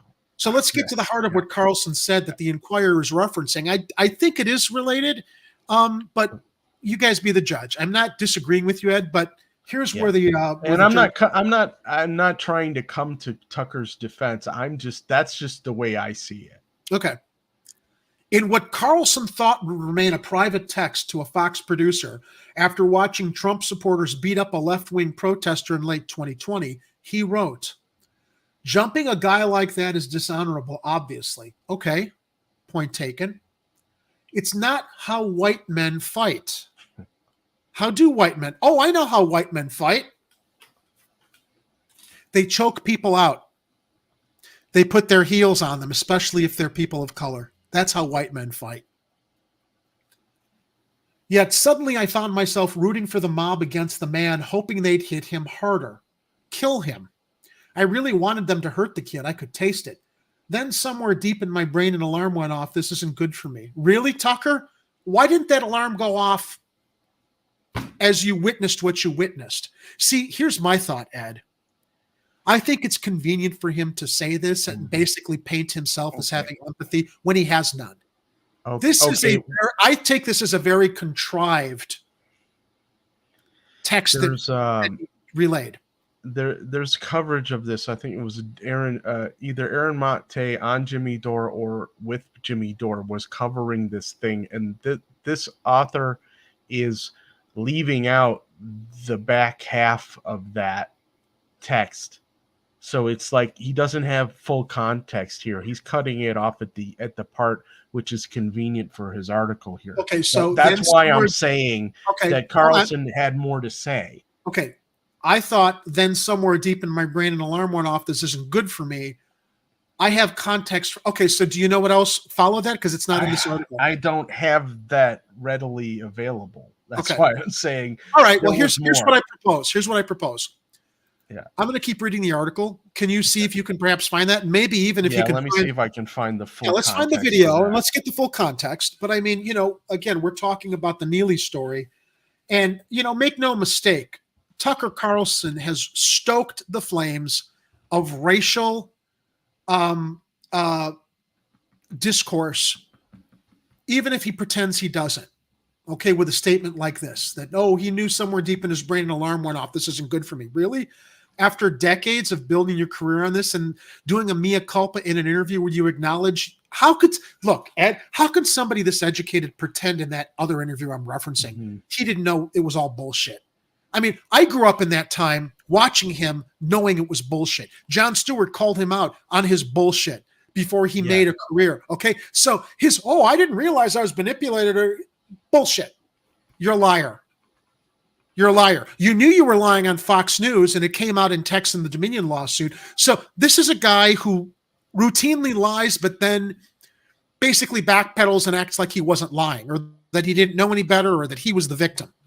This pasty. I've never liked Tucker Carlson. And while he can report on some things that unfortunately a lot of we would hope left-wing journalists or the current press would be honest about in regard to the Ukraine war and the fact that we've got a bunch of warmongers in the Democratic Party right now.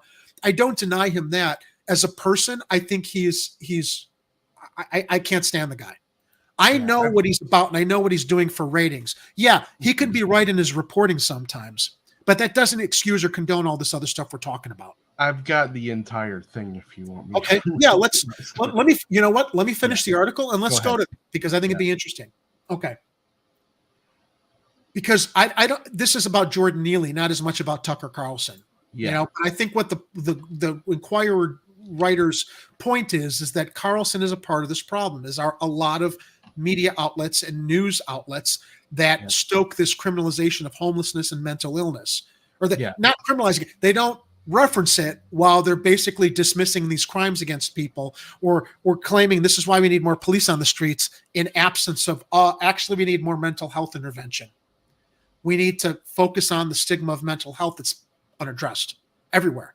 Okay. The text made news for its obvious racism, but there's even more going on here. Whatever qualms Carlson expressed at the end, the reality is that he thrived in 2020's America, and this gets to what I was just talking about, as the TV voice for millions because he made rooting for the mob socially acceptable. You know who else did that? O'Reilly. And former President Trump, which is another reason I don't like Trump, right? Oh, but Trump did some good things. Yeah, well, yeah, maybe, and maybe there was some I will say there was some satisfaction to me to see him beat Hillary Clinton, because I couldn't stand her and she was a liar. I didn't vote for him, and I don't want to see him be president again.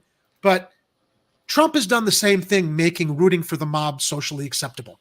Well, and to be fair, on the other side, Hillary and Kamala Harris and their supporters also made rooting for the mob different mob.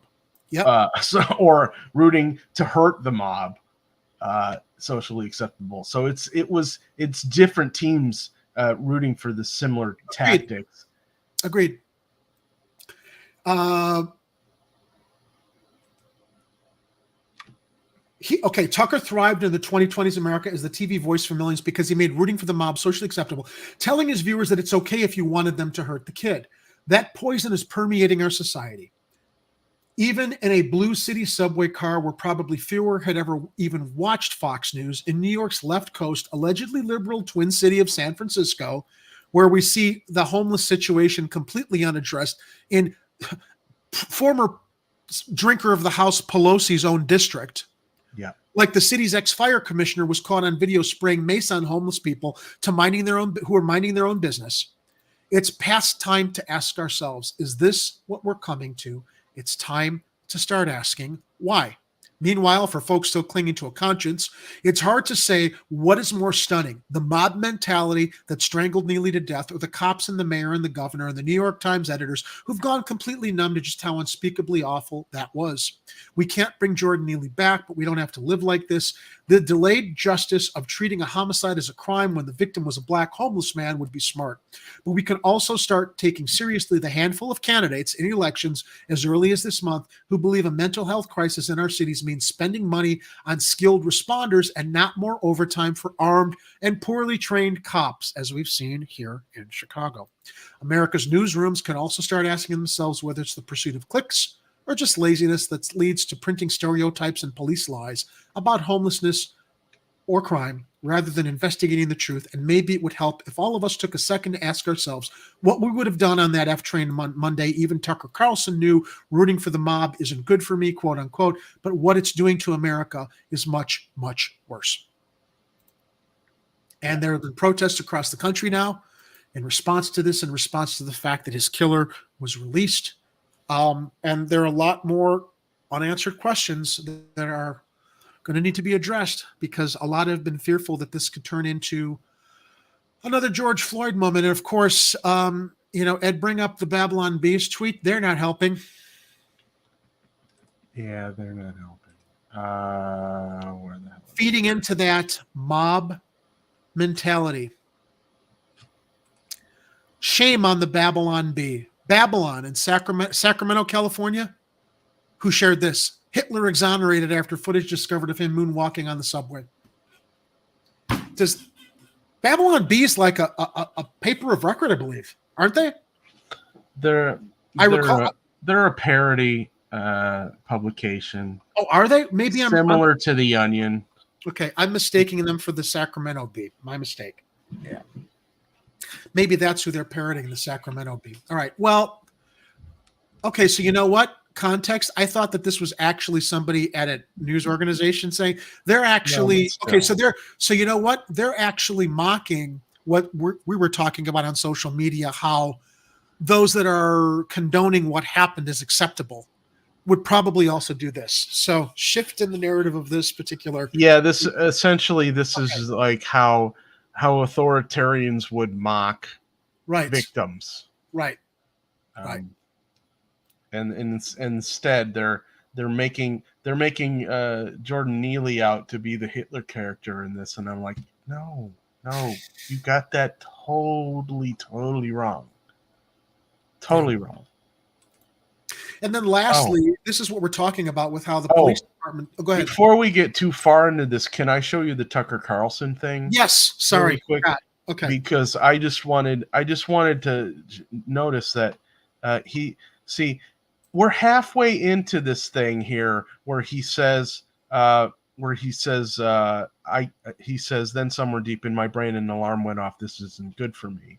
And they completely left off the part where he says, I'm becoming something I don't want to be. And then here he is with another dog whistle saying the Antifa creep is a human being.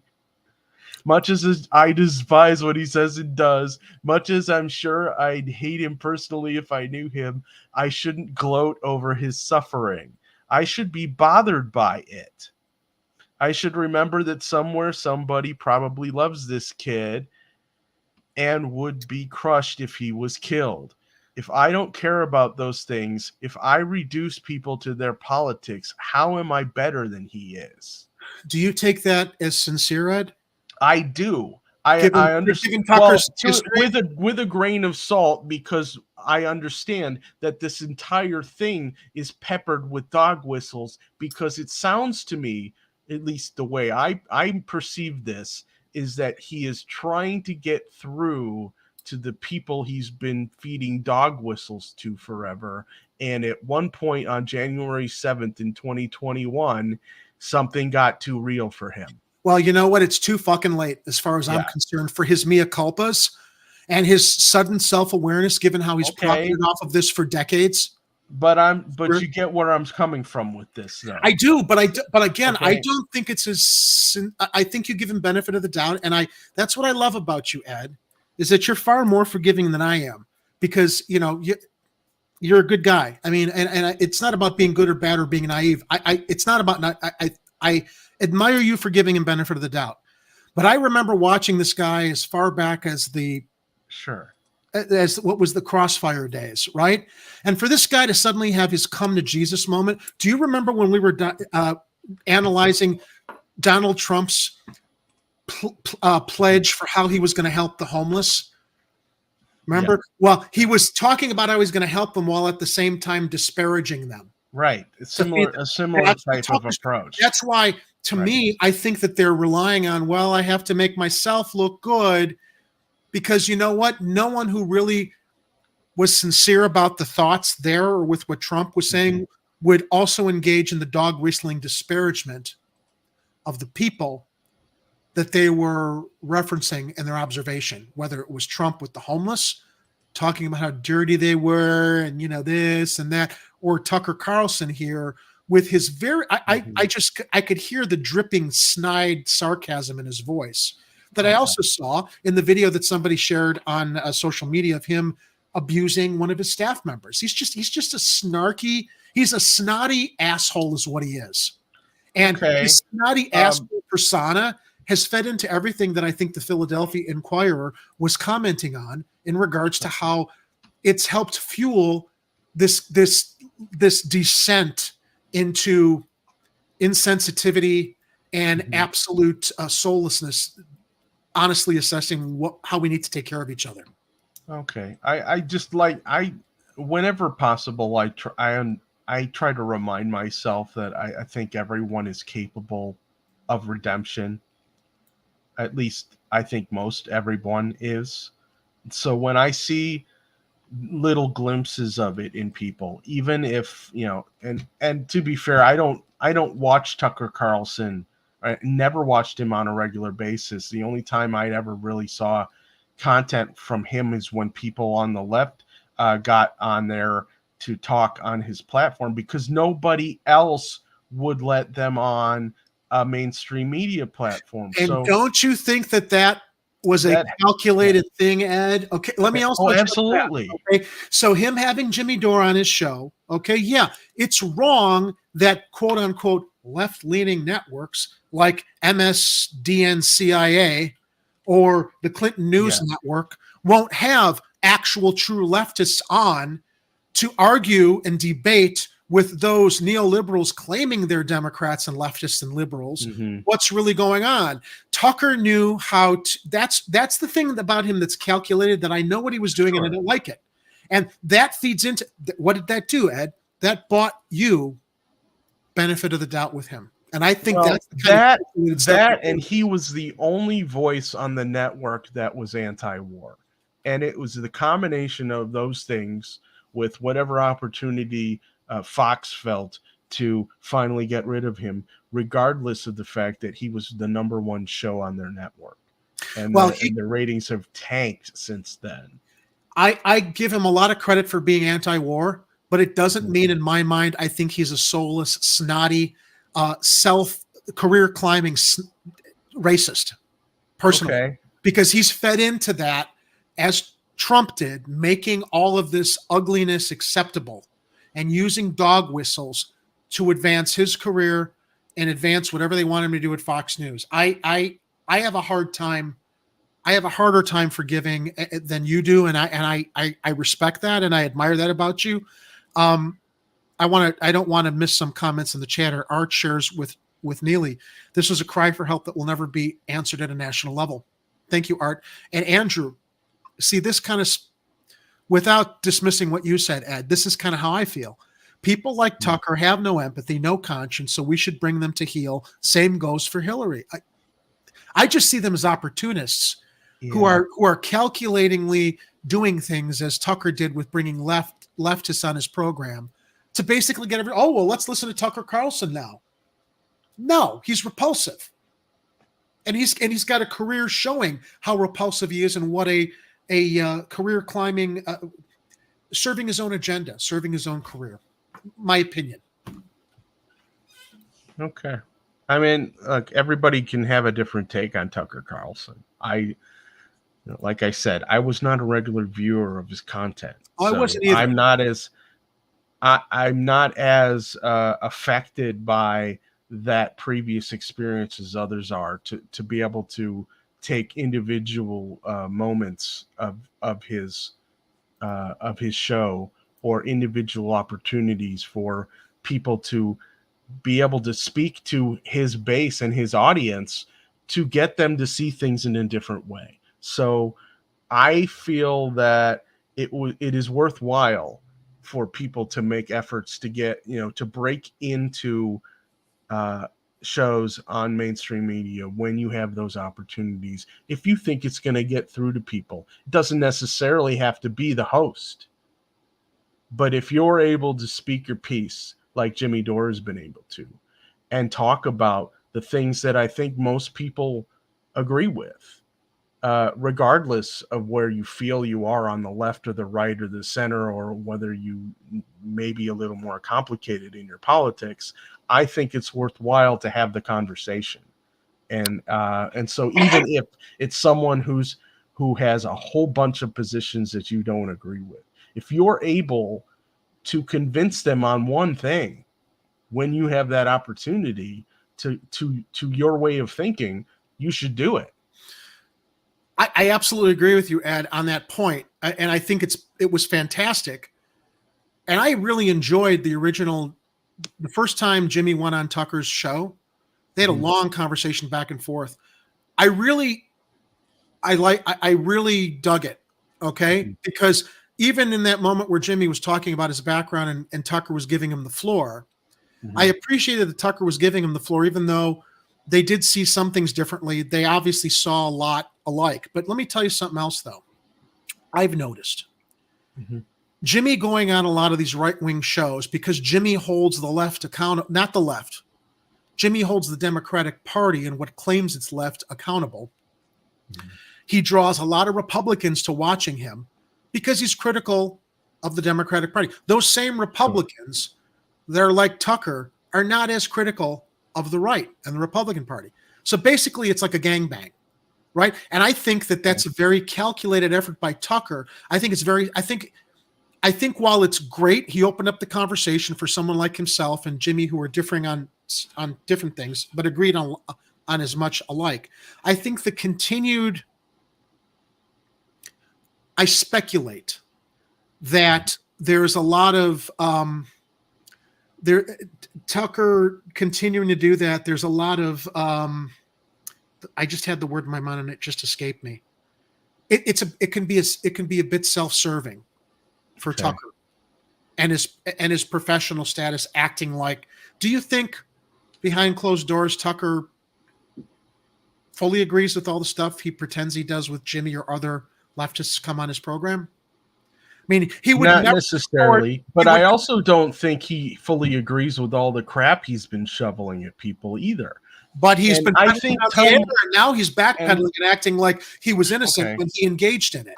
Now here's a theory that I'm gonna put out there, because I know that Tucker's gonna find a way to start doing his own show independently, probably on Rumble or another independent platform. And when he does, just pay attention to his shift in language and terms and how he approaches new stories that he covers. And let's see where he's really coming from. Because now that he isn't serving a corporate master, we need to see where he's really coming from as an independent journalist or show host or opinion haver, whatever you call it.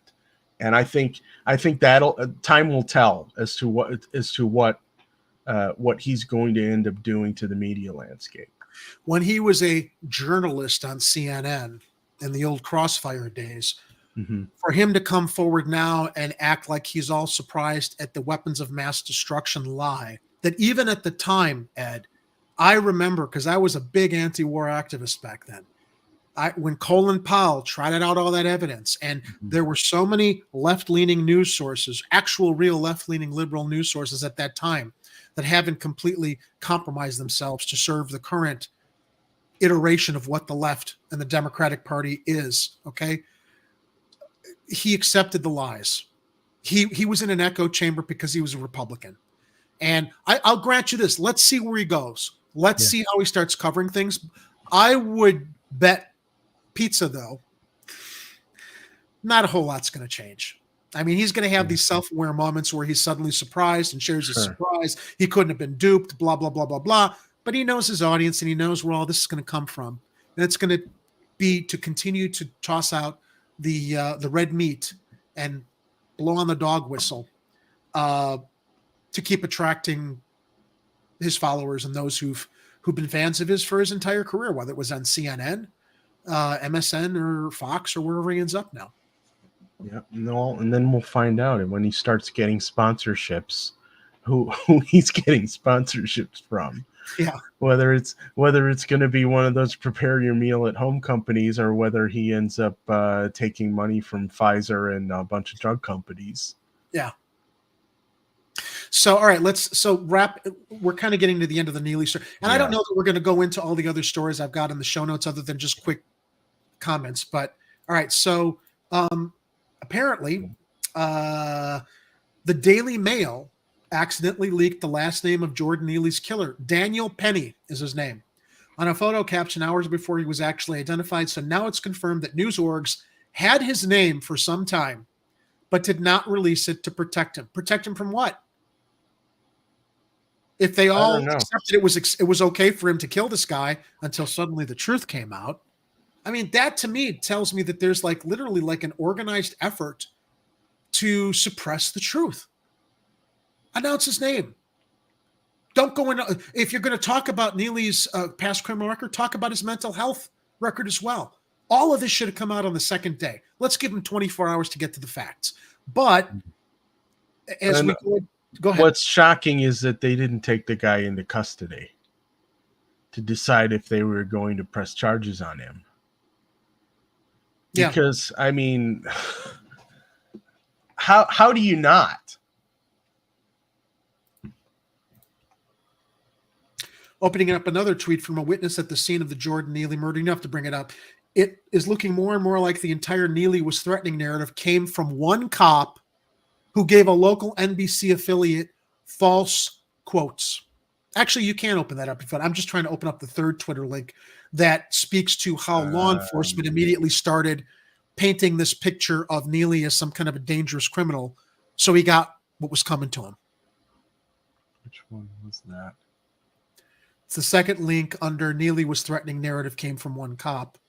Under John Tufel, New York City.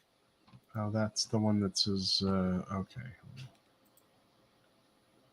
John also shared, I'm losing my mind. Here is what the New York Daily News, with the help from notorious New York Police Department mouthpiece Rocco Parascandola, is saying about Daniel Penny without using his name. An entire fawning hagiography with a statement from Penny but no name. What is happening here? New details emerged Thursday on the Marine's decorated military service. Now he's a hero. He served in the Corps for 4 years, starting in 2017, rising to the rank of sergeant. During his tour of duty, he's received accolades, including medals for good conduct, humanitarian and national defense service, and service in the global war on terrorism. Terrorism! Okay. He served as a rifleman in the Mediterranean. His last assignment was at Camp Lejeune, North Carolina. Marine Corps officials said, great. No disrespect to his service. I'm not answering any questions, the Marine told the Daily News on Tuesday. I appreciate it, but I'm not answering any questions. Okay. It's not answering questions. Why? Here's my question, though. Why didn't they take you into custody? Someone remarks in this Twitter thread, for your information, every Marine that serves a certain period is given those awards. They're not significant of anything of note. People were speculating yesterday whether it would be his high school sports or other awards. It would appear they were not far off. Apparently, one of the Times reporters writing those apologia pieces is friends with him. They are peers, colleagues, so sure, friends too. But yeah, he's pretty biased in the reporting. So you've got the Daily News peddling all of these accolades of the Marine who killed Jordan Neely, who wasn't any threat aside from showing he was having a mental health crisis. And now it's coming out that, yeah, the police department basically helped peddle that narrative to villainize and demonize Neely. And suddenly, the chickens are coming home to roost now that we're peeling away all the layers of this onion that we've gone through for the past hour or more. Oh, thanks to Ellie Marino tipping us on Rockfin $2. Thank you, Ellie. She says, Justice John Marshall Harlan, a former slave owner, was the only dissenting voice in the Plessy versus Ferguson decision, which codified segregation for nearly 6 more decades. Anti-war is not anti-imperialist, but if it's good enough to avoid World War III, we should take it for now. Okay, yeah. I mean, you can't always expect everyone to be, anti-imperialist, especially when, number one, they probably don't know what it means. And number two, they're probably America, F yeah, and don't realize that that's part of the problem. Yep. Yeah, you're right, Ed. This John Tufel's last comment, John Tufel on Twitter, was NBC is making up quotes. The New York Times is misstating the relevant law. The Daily News is running hagiographies of Penny's military service without naming him. To a publication, the media is doing an awful, awful job with this story and creating a false narrative, which is what the Philadelphia Inquirer also spoke to. They're doing exactly what they're paid to do, generate propaganda. Comments dialectical etherealist. War starts with propaganda. The anti-black war has never stopped. Shares Zowdy Herbert. Just Chill shares the entire goal is to create a false narrative. This is how white supremacy works in the media. Yep. All right. Moving on from the sad tragedy of Neely. A couple other quick stories I want to cover very quickly here. or at least points I want to cover at the end of our show notes. Did you know, Ed? Of course you knew, because you shared this in the Slack. Hundreds of Chicago police officers receive new bulletproof vests. Only hundreds out of thousands. Chicago police officers are getting brand new bulletproof vests on Wednesday. The 500 vests were handed out at an event on Wednesday. The Chicago Police Memorial Foundation, bought the vests. Yeah, with help because the billions of dollars funneling into the Chicago Police Department wasn't enough to buy equipment. Apparently, right. Where's the money going? Where are the wings?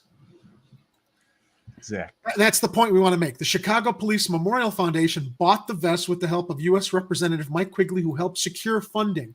The Chicago Police Memorial Foundation reported receiving $540,000 in federal funding for the vests. As officers, we hope that we never need the vest, said Chief Angel Novales. But as I learned, man, are we happy to have one. Can you imagine being recruited and trained to serve as a Chicago Police Department officer?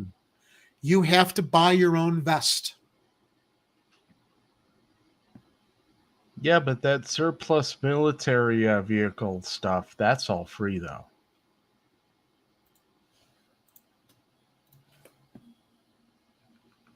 I don't know. There's nothing more to say on that. There isn't. It's a real quick story for us calling out the absolute hypocrisy and irony of the police needing to do any kind of fundraising for anything because they are the largest part of the budget by far.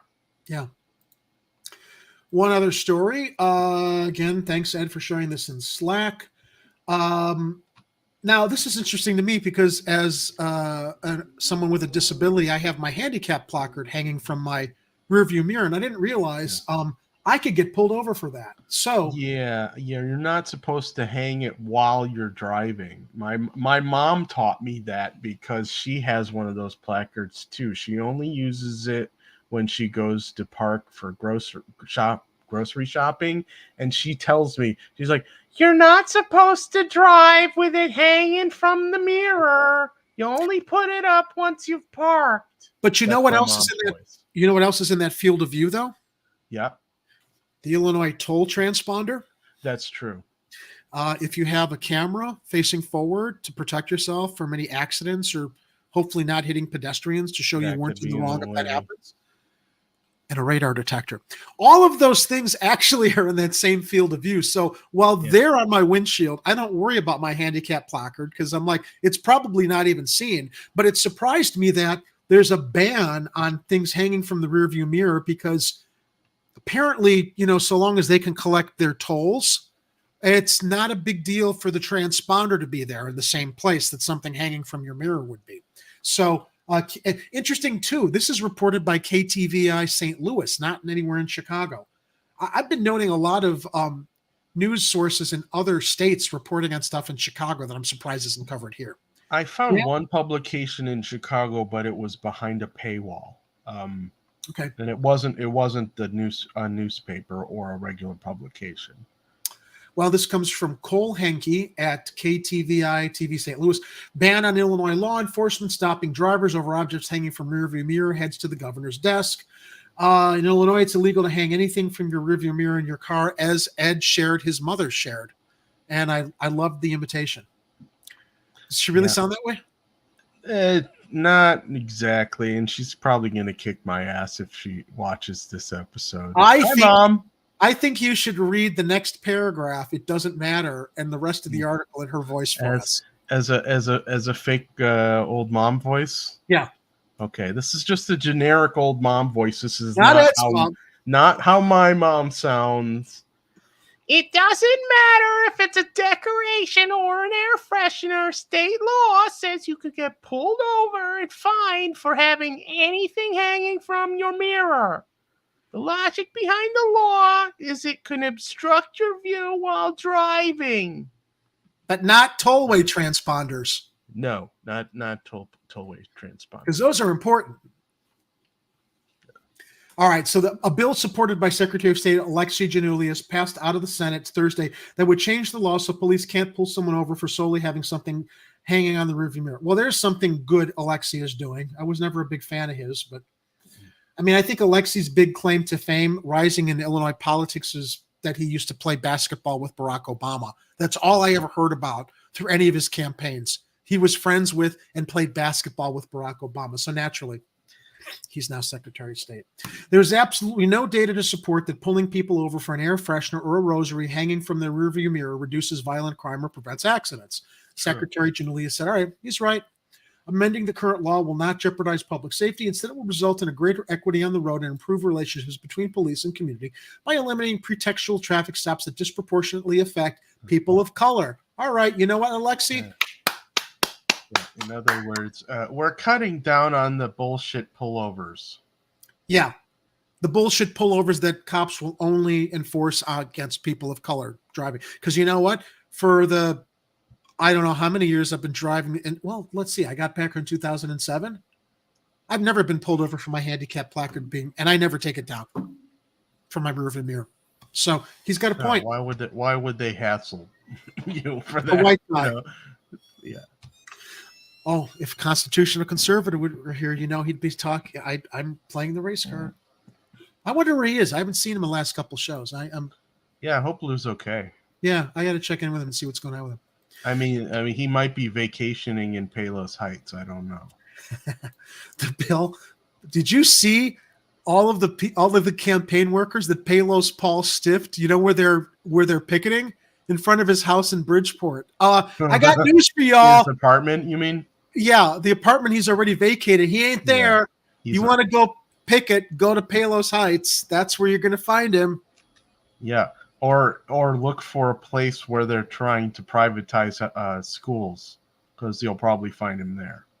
Or wherever another municipality is seeing its funds mismanaged, because he couldn't even manage the funds in his own campaign, the financial wizard of Chicago.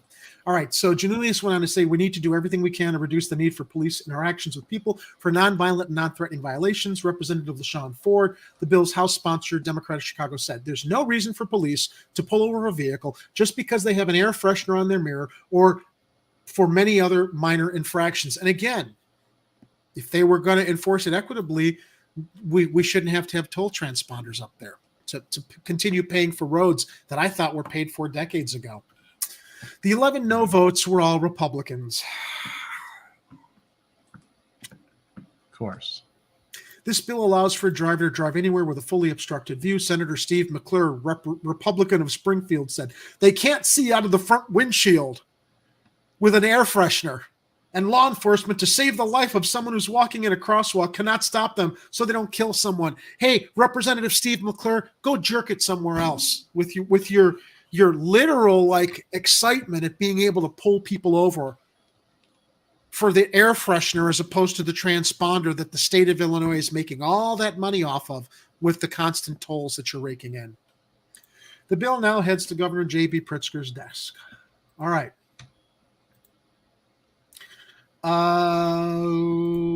Let's see. The next one. Yeah. Okay. Yeah, this is an update, actually. It is, because we reported on this very quickly. Landmark designation prevents demolition of 2 Chicago buildings, which, you know, Ed, could be repurposed. Yes, could be repurposed into housing. Yeah, although apparently occupancy of those buildings makes the feds nervous. Yeah. Because it's so close to the Dirksen Federal Building. Yeah, well, it's like whatever. You know, and the little building in the middle is getting torn down, which is sad. I welcome their fear, Ed. Collect your torches and go!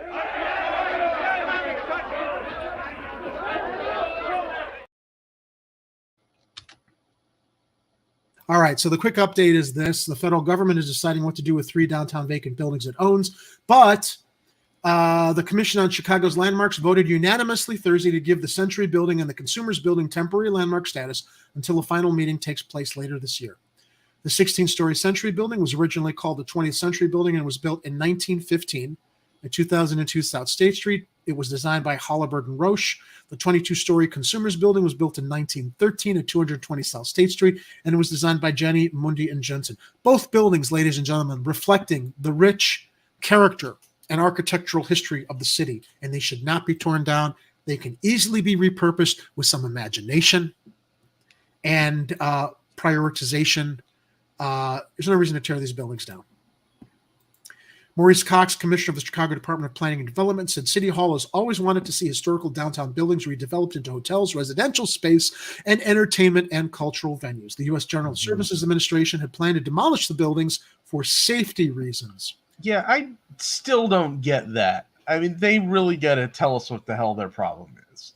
It's easier to tear something down and build some new monstrosity. What is their concern that can't be alleviated by a situation that doesn't involve tearing those buildings down? Yep. And lastly, as we try to end every show on a positive note, they found the wings. No, they didn't find the wings. They didn't find the wings. You'll be dreaming about those wings until they find them. And thinking about those wings is making me hungry. Damn it. We did link in our show notes, Block Club Chicago shares. Lean Yassin, yes, that is really their name, reports at Block Club Chicago. 26 things to do in Chicago this weekend, a Cinco de Mayo bar crawl, Hafla dance party, Pullman walking tour, and more. You can kick off the first weekend of May with Chicago's Latino Spirits Festival, a spring market, North Pond Wildflower Walk, and more. It's all linked in our show notes below. By the way, as we didn't ask during the show, if you like what you see here, you can always go to Patreon and support us for $5 a month, which also gets you the perk of coming on our program once a month to join us as a co-host. In fact, if you can pull that link up, Ed, we'll get to in a moment. I updated the graphic for inviting people to be patrons. How they the Patreon page? Yeah. Oh, well, the picture, actually, I think I've got maybe I got the graphic I can pull up on this side. Don't worry about it. I can bring it up on this side. I got it saved. I can load it into a browser and open it up. So long, unless you get to it before I do. You know which picture I'm talking about. I sort of. I got such a giggle putting that together last night and then sending it to you and Kira to tell you I had updated. I can't. I don't have it here. You had it on the Twitter. I got it. All right. So, okay, let me quickly open up a browser window over here. Stand by, everybody.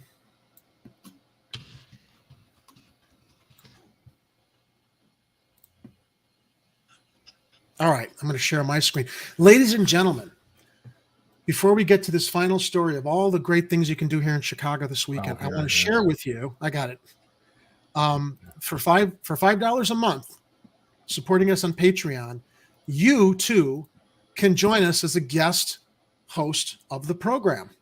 And this is what that would look like.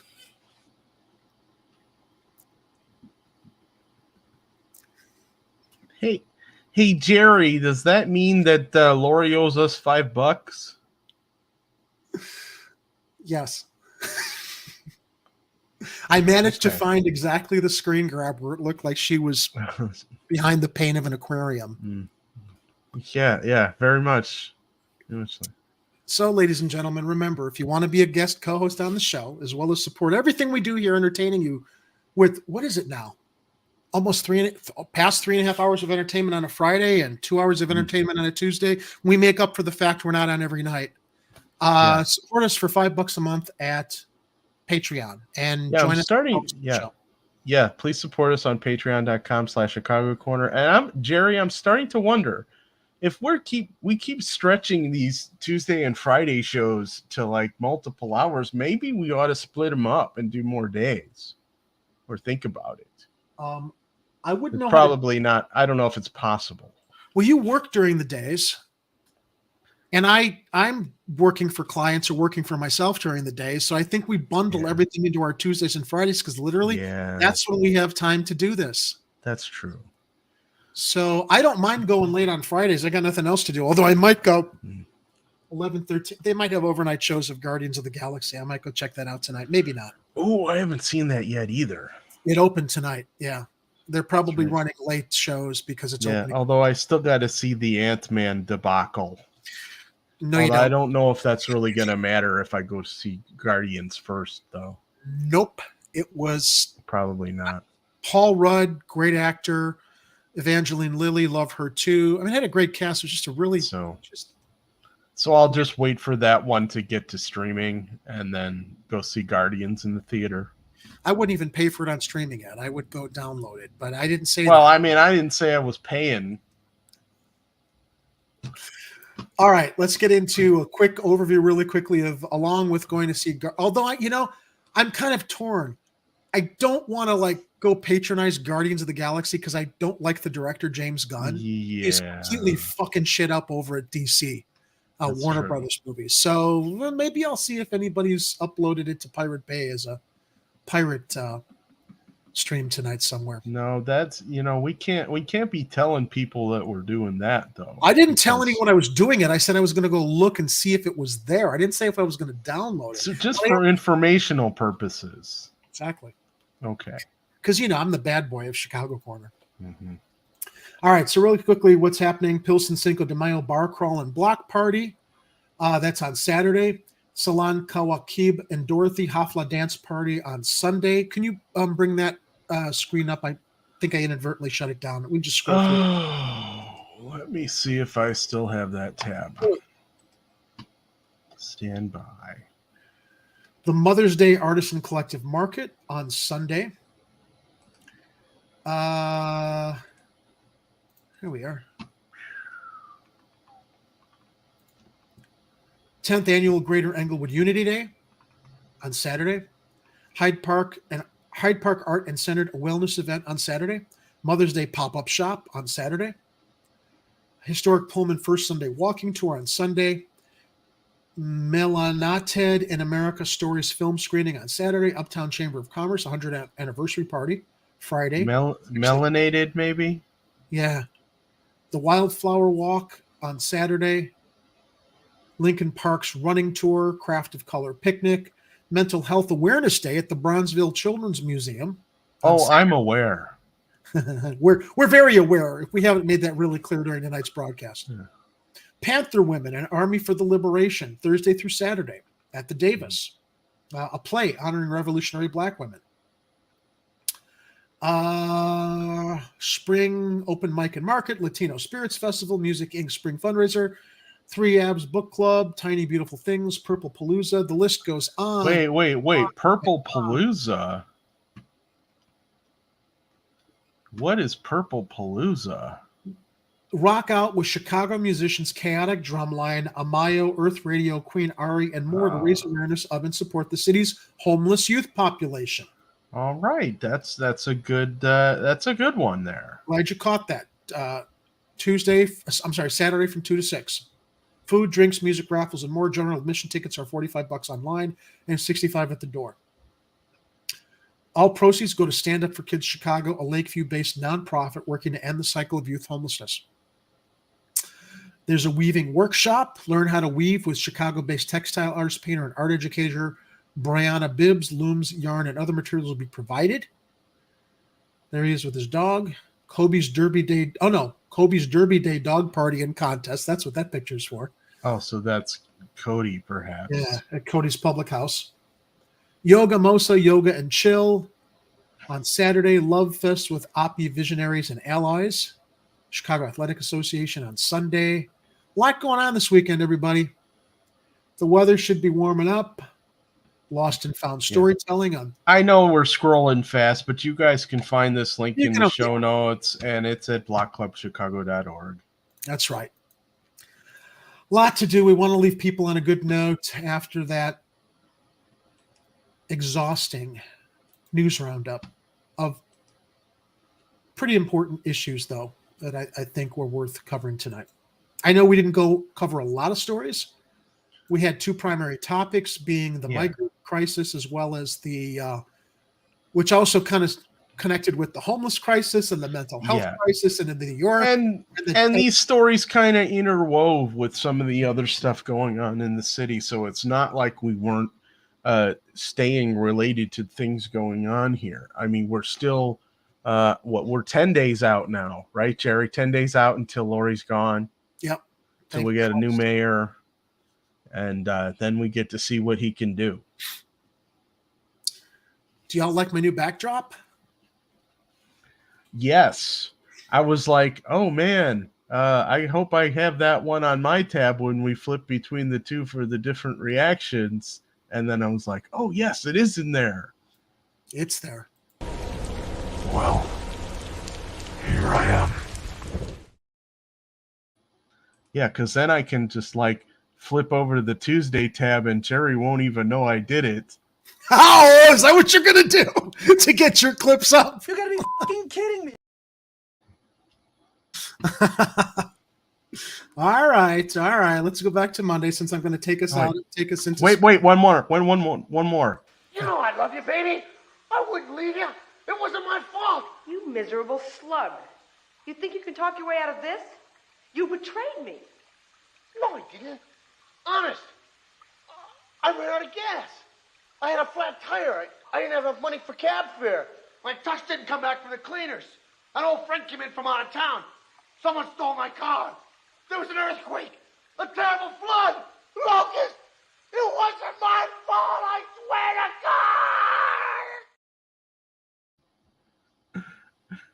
God. Earthquake, a terrible flood, locusts. I've used that excuse on a few occasions in my personal life.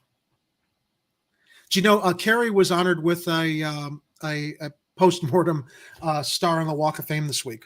Oh, that's right. Yeah, I saw Carrie something Fisher. about her daughter doing something. Yep. Mark Hamill was there. I'm surprised Harrison wasn't there. Harrison was there. Was Harrison there for? Yeah, Harrison was there for Mark Star, or Mark was no. Yeah, Harrison was there for Mark Star when he was granted one a few years back. But yeah, man, boy oh boy, poor Carrie, miss her tons. And Belushi. God, you look at that. That movie's timeless, man. That movie's just, it stands the test of time. It's still funny. I have a niece who's getting into 80s movies and she loves the Blues Brothers. My nephew. Yeah, that first Blues Brothers movie is a time capsule for the city. Yeah. There's so many things that are different in Chicago now, but a few things are the same. But yeah, it's very familiar though. It's still very, you know, the police car pileups and the gigantic chases down Wacker, you know, those still happen. Those don't happen enough. They will be this summer. The cars plowing through the malls. Yeah. That's happening a lot still. We're going to see that this summer with NASCAR. That we're going to see this. We're going to see the spiritual representation of the. So, did you also notice what I added over on the Tuesday tab, Ed, for my own use on Tuesday nights? Oh no, we gotta.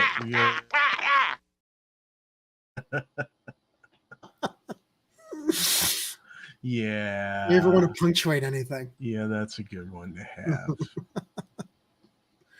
So, ladies and gents, as we go into the weekend, as always, Ed, great show. We went long. That's what she said, but I don't regret it. We had a good time tonight. A lot of important to cover. Oh, one more thing. Mm-hmm. Next week, is 1 week after Cinco de Mayo, is Pizza de Mayo. Okay. And essentially you can celebrate it any way you want. But basically, if it's pizza and margaritas, that's the way to go. For a little while, I was having special pizza parties where I do a multi-course deep dish thing where I have different combinations, and then we'd have a dessert pizza and, of course, drinking. And that's always fun to do. I know you're hungry now. I've never heard of this holiday before, Ed. Where did it come from? I sort of created it. How did I know? How did I know? It's always Pizza Friday. We have Pizza de Mayo. We will have what else the next month on honoring in alignment or parallel to another holiday. Thank you, Ian. They're liking our show. Yeah, so you've got a website. I actually own the domain name for that. It is pizzademayo.com. It has a little graphic up there that basically explains what it is, but it essentially will link you.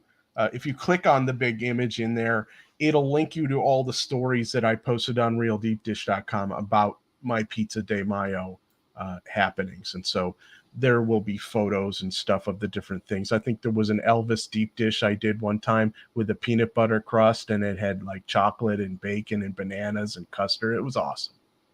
Miguel knows the next holiday you're going to create Pizza Teenth. No, I will get a serious blowback if I do that one.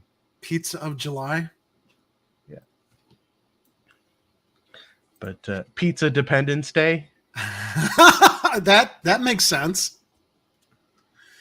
All right, Ed. Thanks for joining me tonight. We will be back on Tuesday. Ed will be guiding the good ship Chicago Corner. And don't know what's going to transpire between now and then. But until then, ladies and gentlemen, as always, as we go into our weekend, make sure to stay safe.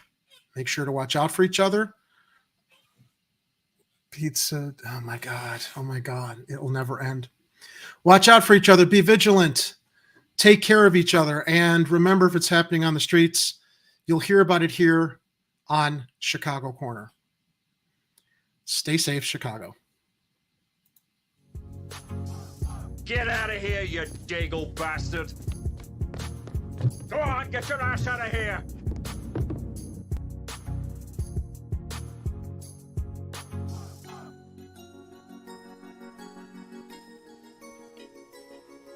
You're still here? It's over. Go home.